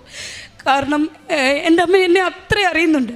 അതുപോലെ തന്നെ അന്ന് മുതൽ ഓരോരോ കാര്യങ്ങളും എല്ലാ ദിവസവും, അതുപോലെ തന്നെ ഞാൻ രാവിലെ എഴുന്നേറ്റാൽ ഞാൻ പ്രാർത്ഥിച്ച്, നമ്മുടെ ഉടമ്പടി പ്രാർത്ഥന കഴിഞ്ഞിട്ട് എൻ്റെ മക്കൾക്കും എൻ്റെ ഭർത്താവിനും ഞാൻ ഉടമ്പടിയുടെ തൈലം, വിശുദ്ധ തൈലം കുരിശ് വരച്ച് ആ ഉപ്പിൻ്റെ വെള്ളം, 1/4 ഗ്ലാസ് വെള്ളത്തിൽ ഉപ്പേർത്ത് വിശ്വാസ പ്രമാണം ചൊല്ലി അവർക്ക് കൊടുക്കും.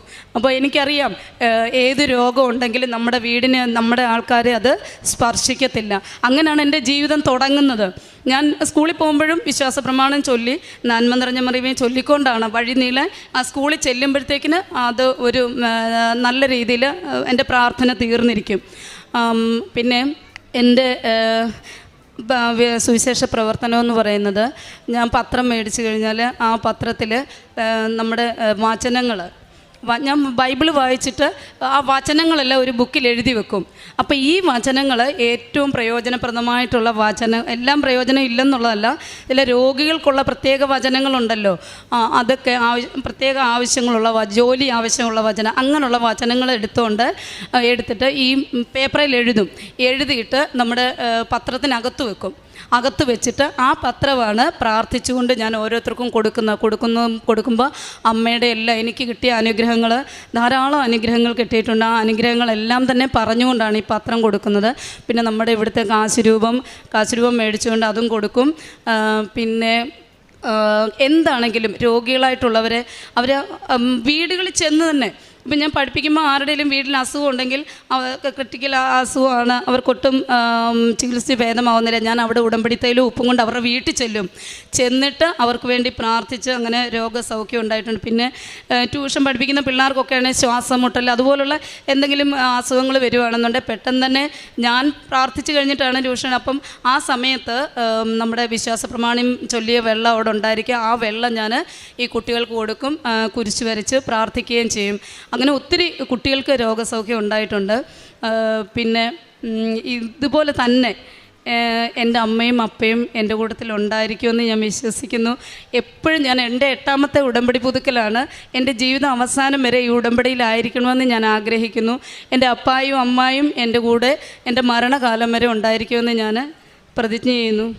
യെശയ്യാ 65:16 ഭൂമിയിൽ അനുഗ്രഹം യാചിക്കുന്നവൻ വിശ്വസ്തനായ ദൈവത്തിൻ്റെ നാമത്തിൽ പെടുവാൻ ആഗ്രഹിക്കും. ശപഥം ചെയ്യുന്നവൻ വിശ്വസ്തനായ ദൈവത്തിൻ്റെ നാമത്തിൽ അത് ചെയ്യും. മുൻകാല ക്ലേശങ്ങൾ ഞാൻ മറന്നിരിക്കുന്നു, അവ എൻ്റെ ദൃഷ്ടിയിൽ നിന്ന് മറയ്ക്കപ്പെട്ടിരിക്കുന്നു. ശ്രീകല എന്ന ഈ അക്രൈസ്തവ മകൾ തൻ്റെ ഉടമ്പടി ജീവിതം എത്ര കണ്ട് മാംസം ധരിക്കുകയും അമ്മ മാതാവിനോടും ഈശോയോടും എത്ര വിശ്വസ്തതയുള്ള ജീവിതം നയിച്ചുകൊണ്ട് ഏതൊരു ജീവിത പ്രശ്നത്തെയും അമ്മയുടെ കരങ്ങളിൽ ഏൽപ്പിച്ചു കൊടുക്കുവാനും ഈശോയുടെ അനുഗ്രഹം സ്വീകരിക്കുവാനും സാധിക്കുന്നുവെന്ന് വാക്കുകളിലൂടെ സാക്ഷ്യപ്പെടുത്തുകയാണ്. രോഗത്തിൻ്റെ സൗഖ്യമാവട്ടെ, ഒരു അത്യാവശ്യ നേരത്ത് ഭക്ഷണത്തിന് വേണ്ടിയുള്ള ആഗ്രഹമാവട്ടെ, ഏറെ ക്ലേശിച്ചിരുന്ന ചില ജീവിത വിഷയങ്ങൾ അമ്മ മാതാവ് ഏറ്റെടുത്ത് അനുഗ്രഹിച്ച് നൽകിയതാവട്ടെ, ഏത് കാര്യത്തിനും അമ്മയുടെ കരങ്ങളിൽ ഏൽപ്പിച്ചു കൊടുത്താൽ ഭാരം ലഘൂകരിച്ച് സമയം ചുരുക്കി നൽകി ജീവിത വിഷയത്തിന്മേൽ ദൈവികമായ ഇടപെടലുകൾ നൽകുമെന്ന് സഹോദരി വാക്കുകളിലൂടെ സാക്ഷ്യപ്പെടുത്തുകയാണ്. ഏറ്റവും പ്രധാനപ്പെട്ടത് അതൊരു കമ്മ്യൂണിക്കേഷൻ, അമ്മ മാതാവിനോടും ഈശോയോടും സംസാരിക്കുവാനുള്ള നിരന്തരമായ ശ്രദ്ധയും ആ സ്വാതന്ത്ര്യത്തോടു കൂടി മകൾക്കെടുത്ത സ്നേഹത്തോടു കൂടി കമ്മ്യൂണിക്കേറ്റ് ചെയ്യുവാനുള്ള കൃപയുമാണ്. നമുക്ക് ആത്മീയത ആഴപ്പെടുകയും വളരുകയും ചെയ്യുമ്പോൾ ദൈവവുമായിട്ടുള്ള ബന്ധം അത് സ്നേഹത്തിൻ്റെതാവും ഭയത്തിൻ്റെതാവില്ല. സ്നേഹത്തിൻ്റെതാവുമ്പോൾ സ്വതന്ത്രമായി സംസാരിക്കുവാനും അത് ആഗ്രഹം ആവശ്യങ്ങളായി സമർപ്പിക്കുമ്പോൾ അത് അനുഗ്രഹമായി വേഗം പ്രാപിക്കുവാൻ തക്കവിധം അമ്മ മാതാവിൻ്റെ ഇടപെടലുകൾ ജീവിതത്തിൽ നമുക്ക് അനുഭവിക്കുവാൻ സാധിക്കുകയും ചെയ്യും. സഹോദരി പറയുന്നുണ്ട്, ഇവിടെ അച്ഛൻ്റെ ധ്യാനം കൂടിക്കൊണ്ട് രോഗസൗഖ്യ പ്രാർത്ഥനയുടെ സമയത്ത് തൻ്റെ ഒരു കാര്യത്തിന് വേണ്ടി അമ്മയോട് പ്രാർത്ഥിക്കുമ്പോൾ അത് സ്വരം കേട്ടുകൊണ്ട് ദൈവികമായ സാന്നിധ്യം അനുഭവിച്ചുകൊണ്ട് ആ സൗഖ്യം നേടുവാൻ തക്കവിധം അമ്മ മാതാവ് തൻ്റെ ജീവിതത്തെ നയിച്ചതും അനുഗ്രഹിച്ചതും. പ്രിയമുള്ളവരെ, ഉടമ്പടി എപ്പോഴും ദൈവസാന്നിധ്യം നമ്മുടെ ജീവിതത്തിൽ അനുഭവിക്കുവാൻ വേണ്ടി നമ്മളെ സഹായിക്കുന്നതാണ്. ഏതൊരു ക്ലേശത്തെയും അമ്മയുടെ കരങ്ങളിലേക്ക് അറിഞ്ഞ് ഏൽപ്പിച്ചു കൊടുക്കുമ്പോൾ എത്ര കണ്ട് അതിന് ജീവിത വിഷയങ്ങളുണ്ടെങ്കിലും അത് മുഴുവനും പരിഹരിച്ച് അമ്മ മാതാവ് നമ്മുടെ ജീവിതത്തെ സുസ്ഥിതിയുള്ളതാക്കും, സൗഖ്യമുള്ളതാക്കി മാറ്റിത്തരും. അതിൻ്റെ സാക്ഷ്യമാണ് ഈ മകൾ ഈ അൾത്താരയിൽ പങ്കുവെച്ചത്. 8 തവണ ഈ അക്രൈസ്തവ മകൾ ഉടമ്പടി പുതുക്കി എന്ന് പറയുന്നതിനർത്ഥം ഉടമ്പടി ജീവിതത്തെ ആത്മാവിൽ സ്വീകരിക്കുകയും ഹൃദയ സന്തോഷത്തോടു കൂടി ജീവിക്കുകയും അമ്മയ്ക്ക് സ്വയം ജീവിതം ഏൽപ്പിച്ചു കൊടുത്തുകൊണ്ട് ഓരോ ദിനവും അതിൽ മുന്നേറുവാൻ വേണ്ടി തൻ്റെ തന്നെ എല്ലാ താല്പര്യങ്ങളെയും വിട്ടുകൊടുക്കുന്നു എന്നതിനാണ്. ഉടമ്പടി ഒരു ജീവിതക്രമമാണ്. ഏതെങ്കിലും ഒരു കാര്യം നേടുവാൻ വേണ്ടി അല്പ ദിവസത്തേക്കുള്ള ഒരു എളുപ്പവഴിയല്ല, മറിച്ച് ദൈവത്തിന് ഉടമസ്ഥതയുള്ള ജീവിതമാണിതെന്ന് എക്കാലത്തേക്കും ലോകത്തോട് സാക്ഷ്യപ്പെടുത്തുവാൻ വേണ്ടി നമ്മളെ തന്നെ സമർപ്പിക്കുന്ന ജീവിതക്രമമാണ്. ഈ സഹോദരിക്ക് അമ്മയിലൂടെയും ഈശ്വരൂടെയും ലഭിച്ച എല്ലാ അനുഗ്രഹങ്ങൾക്കും അമ്മ മാതാവിനും തിരുക്കുമാരനും നന്ദി പറഞ്ഞുകൊണ്ട് കരങ്ങളടിച്ച് ഈ സാക്ഷ്യം നമുക്ക് സമർപ്പിക്കും. പരിശുദ്ധ അമ്മ പ്രത്യക്ഷപ്പെട്ട ഈ പുണ്യാൾത്താരയിൽ വന്ന് സാക്ഷ്യം പറയുന്നതിനുള്ള കൃപ നൽകിയ ഈശോയ്ക്കും അമ്മയ്ക്കും 1000 നന്ദി. എൻ്റെ പേര് ഹരിത. ഞാൻ തൃശ്ശൂർ ജില്ലയിൽ നിന്നാണ് വരുന്നത്. ഞാൻ കൃപാസനത്തെ പറ്റി ആദ്യമായിട്ട് അറിയുന്നത് എൻ്റെ ഫ്രണ്ട് ജോസ്മിൻ പറഞ്ഞിട്ടാണ്. ഞാൻ 2020 batch nursing BSc nursing complete ചെയ്ത ആളാണ്. അപ്പോൾ ഏതൊരു നഴ്സിംഗ് വിദ്യാർത്ഥിനെ പോലെ എനിക്കും പുറത്തേക്ക് ഒരു ജോലി എന്നുള്ള സ്വപ്നത്തിൽ തന്നെയാണ് ഞാനും നഴ്സിംഗ് പഠിച്ചത്. അങ്ങനെ നഴ്സിംഗ് പഠിച്ച് ഉടനെ തന്നെ എൻ്റെ ബാച്ചിൽ ഏറ്റവും ഫസ്റ്റ് ഞാൻ തന്നെയാണ് ലാംഗ്വേജ് പഠിക്കാനായിട്ട്. എല്ലാവരും UK ഒക്കെ ചൂസ് ചെയ്ത സമയത്ത് ഞാൻ ജർമ്മനി ചൂസ് ചെയ്തു. ജർമ്മൻ ലാംഗ്വേജ് പഠിക്കാൻ സ്റ്റാർട്ട് ചെയ്തു. എല്ലാവരെക്കാളും മുന്നേ ഫസ്റ്റ് പോകണം എന്നുള്ള ആഗ്രഹത്തിൽ തന്നെയാണ് ഫസ്റ്റ് സ്റ്റാർട്ട് ചെയ്തതും. അങ്ങനെ 10 മാസം കൊണ്ട് പഠിത്തം കംപ്ലീറ്റ് ചെയ്തു. 1 ഇയറിനുള്ളിൽ തന്നെ ഞാൻ എക്സാം എല്ലാം പാസ്സായി. 4 മൊഡ്യൂളും കിട്ടുകയും ചെയ്തു. റീഡിങ് മാത്രം ഒരു തവണ എനിക്ക് റിപ്പീറ്റ് ചെയ്യേണ്ടി വന്നുള്ളൂ. അങ്ങനെ പിന്നീട് എനിക്ക് കോൺഫിഡൻസ് ആയി. 4 മൊഡ്യൂൾ കിട്ടി, ഇനി ഉടനെ തന്നെ ഞാൻ ജർമ്മനി പോവും എന്നുള്ളൊരു വിശ്വാസമായിരുന്നു. അങ്ങനെ പിന്നെ ഞാൻ ജർമ്മനിയിലുള്ള ഒരു ഏജൻസി ത്രൂ ഞാൻ എൻ്റെ പ്രോസസ്സിങ് സ്റ്റാർട്ട് ചെയ്തു. അവരെന്നോടൊരു 6 മാസം സമയം പറഞ്ഞു, അതിനുള്ളിൽ എല്ലാം റെഡിയാവുമെന്ന് പറഞ്ഞു. വെയിറ്റ് ചെയ്യണമെന്ന് പറഞ്ഞു. അങ്ങനെ 6 മാസം വെയിറ്റ് ചെയ്തിട്ടും എനിക്ക് അവിടെ നിന്ന് റിപ്ലൈ ഒന്നും വരുന്നില്ല. അങ്ങനെ പിന്നെ ഞാൻ അവരെ വിളിച്ച് കോണ്ടാക്ട് ചെയ്യുമ്പോൾ വെയിറ്റ് ചെയ്യണം. അവിടെ എല്ലാത്തിനും ഭയങ്കര താമസമാണ്. അവിടുത്തെ ഗവൺമെൻറ് ഓഫീസ് എല്ലാം എപ്പോഴും വെക്കേഷൻ ആണെന്ന് പറയും, അല്ലെങ്കിൽ അവർക്ക് എന്തെങ്കിലും സിക്കായിരിക്കും, അതുകൊണ്ട് എപ്പോഴും ഡിലേ ആവണമെന്നാണ് എന്നോട് പറഞ്ഞുകൊണ്ടിരുന്നത്. പിന്നീട് അവരോട് വീണ്ടും ചോദിച്ചുകൊണ്ടിരുന്നപ്പോഴാണ് മനസ്സിലായത് അവരെനിക്ക് വേണ്ടി ഇതുവരെയും എൻ്റെ സർട്ടിഫിക്കറ്റ്സ് പോലും ട്രാൻസ്ലേറ്റ് ചെയ്തിട്ടില്ല, ഒന്നും ചെയ്തിട്ടില്ല എന്നുള്ളത്. അങ്ങനെ കുറച്ചധികം കഷ്ടപ്പെട്ടിട്ട് അവരിൽ നിന്ന് നമ്മൾ ഓൾറെഡി പൈസ എല്ലാം കൊടുത്തിട്ടുണ്ടായിരുന്നു. പിന്നീട് പൈസ എല്ലാം തിരിച്ചു മേടിച്ചു. പിന്നീട് വീണ്ടും ഒരു ഏജൻസിയിൽ കൊടുത്തു. വീണ്ടും ഇതേ അനുഭവം തന്നെ. അതെനിക്ക് 1 ഇയറോളം എനിക്ക് പോയി. പിന്നെയും തളർന്നില്ല, എങ്ങനെയെങ്കിലും പോകണം, രക്ഷപ്പെടണം എന്നുള്ളൊരു മൈൻഡായിരുന്നു. അങ്ങനെ ഞാൻ പിന്നെ 3ാമതൊരു ഏജൻസിയിലും കൊടുത്തു. അത് നാട്ടിലുള്ള ഏജൻസി തന്നെയാണ് കൊടുത്തത്. അവിടെ അവർ പറഞ്ഞു വിത്തിൻ 3 months എല്ലാം റെഡിയാവും, എല്ലാം പെട്ടെന്ന് പോകാൻ പറ്റും, പക്ഷെ കോസ്റ്റ് കുറച്ച് കൂടുതലാണെന്ന് പറഞ്ഞു. എന്നാലും ഓക്കെ, എങ്ങനെയെങ്കിലും പെട്ടെന്ന് പോകണം, കാരണം ഗ്യാപ്പ് വന്നുകൊണ്ടിരിക്കുകയാണ്. അതുകൊണ്ട് നാട്ടിൽ ജോലി കിട്ടണില്ല. ഞാൻ ജസ്റ്റ് ഒന്ന് കയറി നോക്കിയായിരുന്നു. ഭയങ്കര സാലറി ഭയങ്കര കുറവായിരുന്നു. എനിക്ക് എഡ്യൂക്കേഷണൽ ലോൺ ഉണ്ടായിരുന്നു. EMI അടയ്ക്കാൻ പോലുള്ള പൈസ പോലും നാട്ടിൽ കയറുമ്പോൾ കിട്ടണുണ്ടായിരുന്നില്ല. അപ്പോൾ ഞാൻ ഇവിടെ ഒരു ട്യൂഷൻ സെൻറ്ററിൽ സ്റ്റാർട്ട് ചെയ്തു. ട്യൂഷൻ സെൻറ്ററിൽ പോകുമ്പോൾ അതിലും കൂടുതൽ പൈസ എനിക്ക് EMI അടയ്ക്കാനുള്ള പൈസ കിട്ടുമായിരുന്നു. അങ്ങനെ ഞാൻ ട്യൂഷൻ സെൻറ്ററിൽ പോയി തുടങ്ങി. ഇവരെനിക്ക് 3 മാസം കൊണ്ട് എല്ലാം റെഡിയാക്കും എന്നുള്ള കോൺഫിഡൻസ് ആയതുകൊണ്ട് ഓക്കെ, 3 മാസമല്ലേ ട്യൂഷന് പോയാലും ഓക്കെ, എനിക്ക് കുഴപ്പമില്ല എന്ന് വിചാരിച്ചു. അങ്ങനെ പിന്നീട് 3 മാസം കഴിഞ്ഞിട്ടും ഒരനക്കവും ഇല്ല. പിന്നീടും ഇവരും ഇതുപോലെ തന്നെ പറയാൻ തുടങ്ങി. അപ്പം എനിക്ക് ആകെ വിഷമായി തുടങ്ങി, തകർന്നു പോയി തുടങ്ങി. കാരണം എല്ലാവരും വീട്ടുകാർ, നാട്ടുകാർ, ബന്ധുക്കൾ, ചോദ്യങ്ങൾ, അതാണ് സഹിക്കാൻ പറ്റാത്തത്. മെൻ്റലി ഭയങ്കര തകർന്നു പോയി. പിന്നീടാണ് എൻ്റെ ഫ്രണ്ട് പറഞ്ഞിട്ട് ഞാനിവിടെ വന്ന് ഉടമ്പടി എടുത്തു. ഉടമ്പടി എടുത്തപ്പോൾ തുടങ്ങിയൊരു ഓക്കെ, എന്ത് വന്നാലും ദൈവം കൂടെ ഉണ്ടാവണേ, എത്ര വിഷമം വന്നാലും കുഴപ്പമില്ല, ദൈവമേ കൂടെ ഉണ്ടായാൽ മതി. അങ്ങനെ ഞാൻ മുന്നോട്ട് പോയി. അങ്ങനെ മെയ് ആയിട്ടും എനിക്ക് അവരുടെ അടുത്തുനിന്ന് ഒരു റിപ്ലൈയും വരുന്നില്ല. ഓൾറെഡി എനിക്ക് മാർച്ചിൽ എനിക്ക് എൻ്റെ ഇൻ്റർവ്യൂ എല്ലാം 2023 മാർച്ചിൽ എൻ്റെ ഇൻ്റർവ്യൂ എല്ലാം കഴിഞ്ഞ് കോൺട്രാക്റ്റ് എല്ലാം വന്നിട്ടുണ്ടായിരുന്നു. പക്ഷേ ഇവർ പറഞ്ഞ പോലെ ഡെഫിസിറ്റ് ബഷേഡ് എന്ന് പറഞ്ഞിട്ട് ഒരു സർട്ടിഫിക്കറ്റ് വന്നെങ്കിലേ ബാക്കി പ്രോസസ്സിങ് നടക്കുള്ളൂ. അത് ശരിയാവുന്നില്ല എന്നാണ് അവർ പറയുന്നുണ്ടായിരുന്നത്. അങ്ങനെ ഞാൻ ഫൈനലി മെയ് വരെ വെയിറ്റ് ചെയ്തു. മെയ് ആയിട്ടും ഒന്നും വരാതായപ്പോൾ ഞാൻ ഡയറക്റ്റ് ഏജൻസിയിൽ പോയിട്ട് പറഞ്ഞു, ഇനിയും എനിക്ക് കണ്ടിന്യൂ ചെയ്യാൻ പറ്റില്ല, എൻ്റെ സമയം പോയിക്കൊണ്ടിരിക്കുക, നാട്ടിലെങ്കിൽ നാട്ടിൽ എനിക്ക് ജോലിക്ക്. കാരണം എൻ്റെ ഒറിജിനൽ സർട്ടിഫിക്കറ്റ്സ് എല്ലാം അവർ മേടിച്ച് വെച്ചിട്ടുണ്ടായിരുന്നു. സർട്ടിഫിക്കറ്റ്സ് എല്ലാം തായോ എൻ്റെ ഫണ്ട് റീഫണ്ട് ചെയ്യണമെന്ന് പറഞ്ഞു. അങ്ങനെ ഞാൻ ഏജൻസിക്കാർ ഓക്കെ, ഞാൻ ഫണ്ട് റീഫണ്ട് ചെയ്യാമെന്ന് പറഞ്ഞു. പക്ഷേ ഞാൻ ഒരു ഹോപ്പിലാണ് പോയത്. ഹരിത വെയിറ്റ് ചെയ്യ്, ഞങ്ങൾ റെഡിയാക്കി തരാം എന്നുള്ളൊരു വേട് അവരെ കിട്ടും എന്നുള്ള ഒരു ഹോപ്പിലാണ് ഞാൻ അവിടെ പോയത്. പക്ഷെ അവർ എനിക്ക് ഫണ്ട് റീഫണ്ട് ചെയ്യാം, പ്രോസസ്സിങ് സ്റ്റോപ്പ് ചെയ്തോളൂ എന്ന് പറഞ്ഞപ്പോൾ ഞാനപ്പോൾ ഉടമ്പടി ഉപ്പെടുത്ത് ഞാൻ കൈ പിടിച്ചിട്ടുണ്ടായിരുന്നു. അവിടെ ഏജൻസിയിൽ ഞാൻ അവിടെ ഇരുന്ന് ഉടമ്പടി ഉപ്പ് അവിടെ ഇട്ടു. ഞാൻ പ്രാർത്ഥിച്ചു, ചങ്കുപൊട്ടി കരഞ്ഞിട്ടാണ് ഞാൻ അവിടെ നിന്ന് ഇറങ്ങിപ്പോകുന്നത്. വീട്ടിൽ വന്നു, അമ്മ ചോദിച്ചു എന്തായി മോളെ എന്ന് ചോദിച്ചു. പ്രോസസ്സിങ് സ്റ്റോപ്പ് ചെയ്തൊന്നും പറയാൻ തോന്നിയില്ല. എന്തോ ഉള്ളിൽ നിന്ന് ആരോ പറഞ്ഞു 3 ആഴ്ച കൊണ്ട് എല്ലാം റെഡിയാവുമെന്ന് പറയാൻ പറഞ്ഞു. ഞാൻ അമ്മയുടെ അടുത്ത് പറഞ്ഞു 3 ആഴ്ചയും കൂടെ വെയിറ്റ് ചെയ്യാൻ അവർ പറഞ്ഞതെന്ന് പറഞ്ഞു. കറക്റ്റ് ഒരു 3 ആഴ്ച ഞാനത് ചിന്തിച്ച പോലും ഇല്ല. പക്ഷേ 3 ആഴ്ചയ്ക്കുള്ളിൽ എനിക്ക് ജർമ്മനിയിൽ നിന്ന് എൻ്റെ എംപ്ലോയർ എനിക്ക് ഡയറക്റ്റ് മെസ്സേജ് വിട്ടു, ഡെഫിസിറ്റ് ബഷേഡ് റെഡി ആയിട്ടുണ്ട്.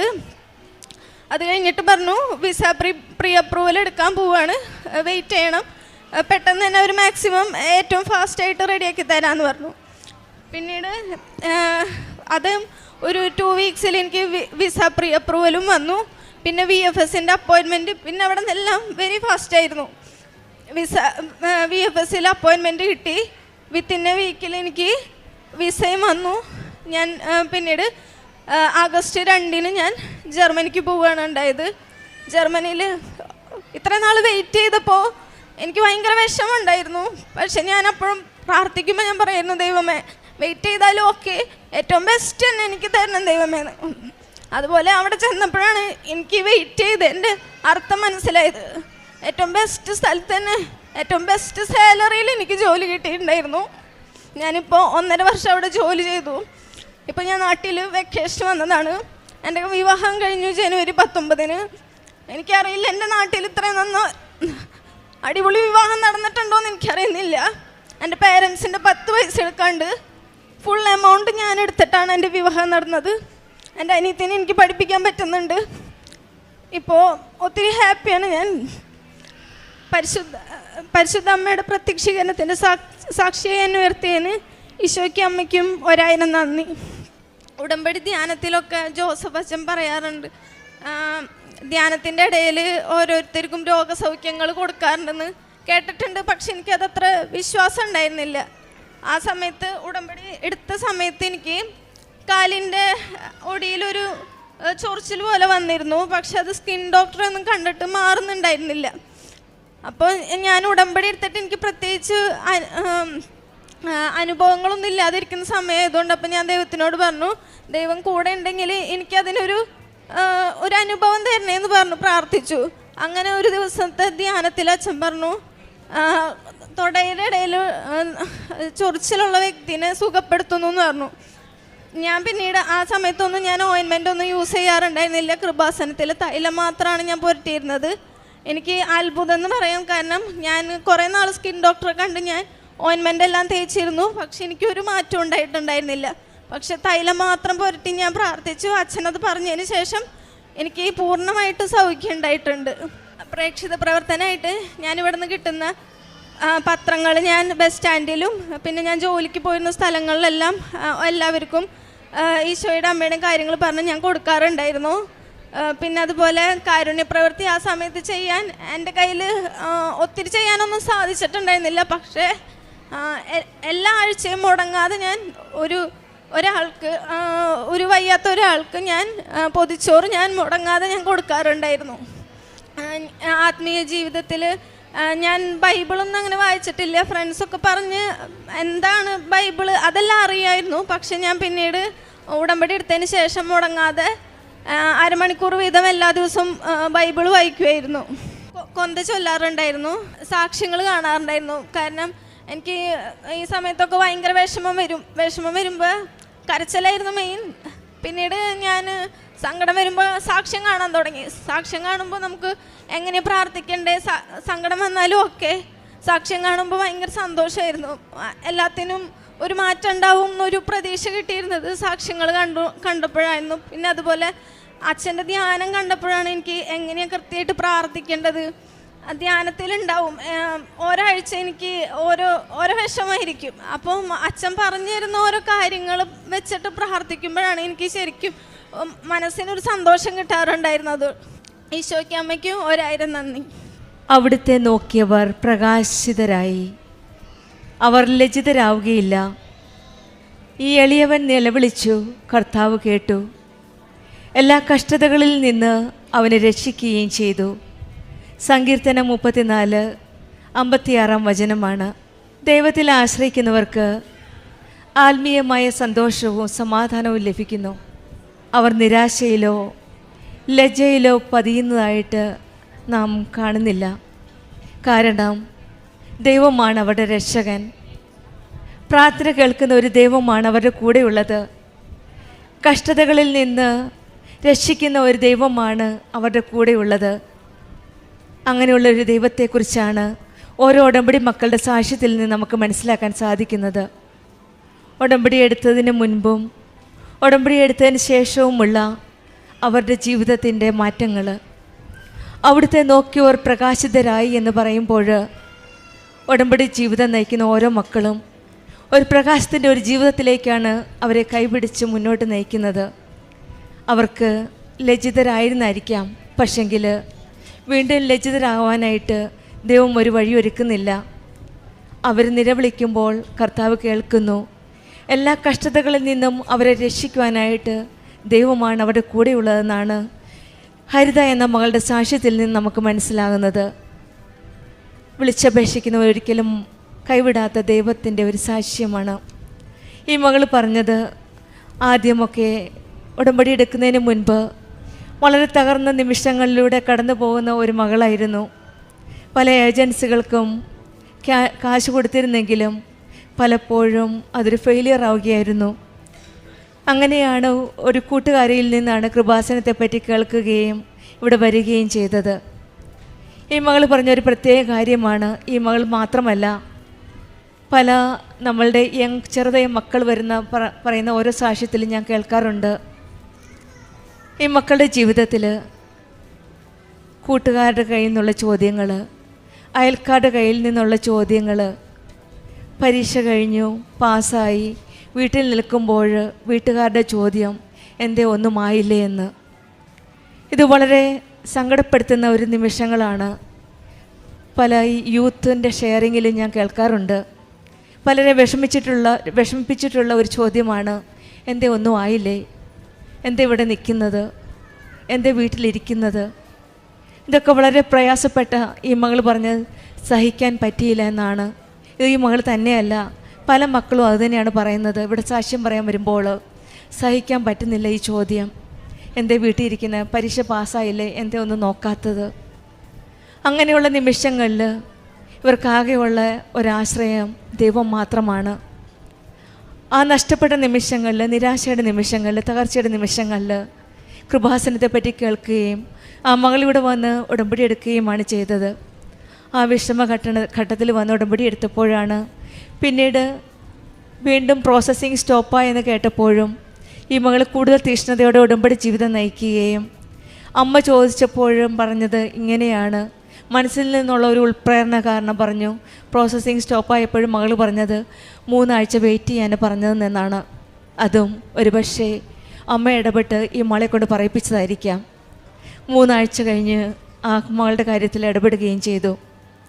ഇതാണ് പറയുന്നത്, ഉടമ്പടി ജീവിതം നയിക്കുമ്പോൾ നമ്മുടെ ജീവിതത്തിൽ ഈശോയും അമ്മയും എല്ലാ കാര്യത്തിലും ഇടപെടുകയാണ്.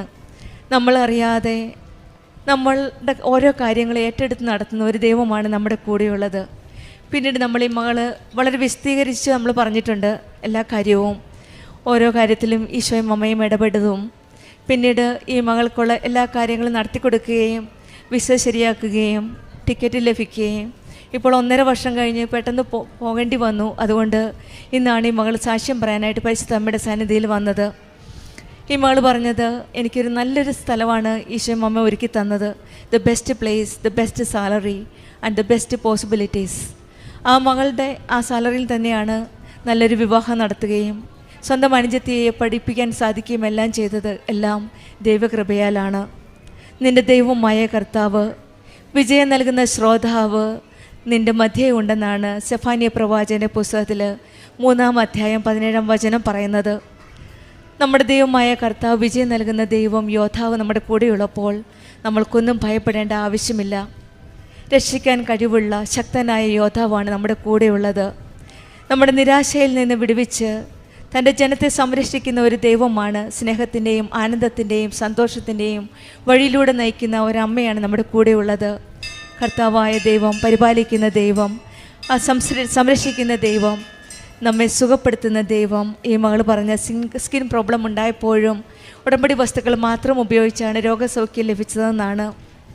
നമ്മുടെ ഏതവസ്ഥയിലും രോഗത്തിലായാലും ജോലിയില്ലായ്മയിലായാലും ഏതവസ്ഥയിലായാലും നമ്മുടെ കൂടെ നിൽക്കുന്ന, നമ്മുടെ കൂടെ സമീപസ്ഥനായ ഒരു ദൈവമാണ്, നമ്മെ താങ്ങി നിർത്തുന്ന ഒരു ദൈവമാണ് നമ്മുടെ കൂടെ ഉള്ളത്. എല്ലാവരിലും എല്ലാ സമയത്തും കൂടെയുള്ള ഒരു ദൈവം. അവൻ്റെ വചനത്തിൽ ആശ്രയിച്ച് അവിടുത്തെ സ്നേഹത്തിൽ വസിക്കുകയും ചെയ്യുമ്പോൾ നമ്മുടെ ജീവിതത്തിലും കൂടുതൽ ദൈവാനുഗ്രഹം ലഭിക്കുമെന്ന് നമുക്കും വിശ്വസിക്കാം. കൂടെയുള്ള ദൈവം ലഭിച്ച സകലരുടെയും കണ്ണീർ തുടയ്ക്കുന്ന ഒരു ദൈവമാണ് നമ്മുടെ കൂടെയുള്ളത്. എല്ലാം തുടച്ചു നീക്കുന്ന, സകലരുടെയും കണ്ണുനീർ അവിടുന്ന് തുടച്ചു നീക്കുമെന്നാണ് യെശയ്യാ പ്രവാചകൻ്റെ പുസ്തകത്തിൽ 25-ാം അധ്യായം 8-ാം വചനം പറയുന്നത്. കർത്താവിൽ വിശ്വാസം അർപ്പിക്കുക, എല്ലാം അവൻ നോക്കിക്കൊള്ളും. ഈ മകൾക്ക്, ഹരിതയ്ക്കും കുടുംബത്തിനും ലഭിച്ച എല്ലാ അനുഗ്രഹങ്ങളും, പ്രത്യേകിച്ചും കൂടെ നിന്ന ഒരു ദൈവത്തിന്, ഈ എല്ലാ പ്രശ്നങ്ങളിലും ബുദ്ധിമുട്ടുകളിലും കൈപിടിച്ച് മുന്നോട്ട് നടത്തിയ പരിശുദ്ധ അമ്മയ്ക്കും, സംരക്ഷിച്ച് കാത്തു പരിപാലിച്ച ദൈവത്തിനും എല്ലാവിധ അനുഗ്രഹങ്ങളും നൽകി കൊടുത്ത ഈ പരിശുദ്ധ അമ്മയ്ക്കും ദൈവത്തിനും നമുക്ക് നന്ദി പറയാം. പ്രാർത്ഥിക്കുകയും യാചിക്കുകയും ചെയ്യുന്ന എന്ത് ലഭിക്കുമെന്ന് വിശ്വസിച്ച് നിങ്ങൾക്ക് ലഭിക്കുക തന്നെ ചെയ്യുമെന്നാണ് മർക്കോസിൻ്റെ സുവിശേഷം 11-ാം അധ്യായം പറയുന്നത്. നമ്മൾക്കും വിശ്വസ്തയോടെ പ്രത്യാശയോടെ നമുക്കും പ്രാർത്ഥിക്കാം. ദൈവത്തിൻ്റെ കരം പിടിച്ച് നമുക്ക് ഉടമ്പടി ജീവിതം മുന്നോട്ട് നയിക്കാം. ഹരിതയ്ക്കും കുടുംബത്തിൽ ലഭിച്ച എല്ലാ അനുഗ്രഹങ്ങൾക്കും നമ്മൾക്ക് കരങ്ങളടിച്ച് ദൈവത്തെ മഹത്വപ്പെടുത്താം. യേശുവേ നന്ദി, യേശുവേ സ്തുതി, അവേ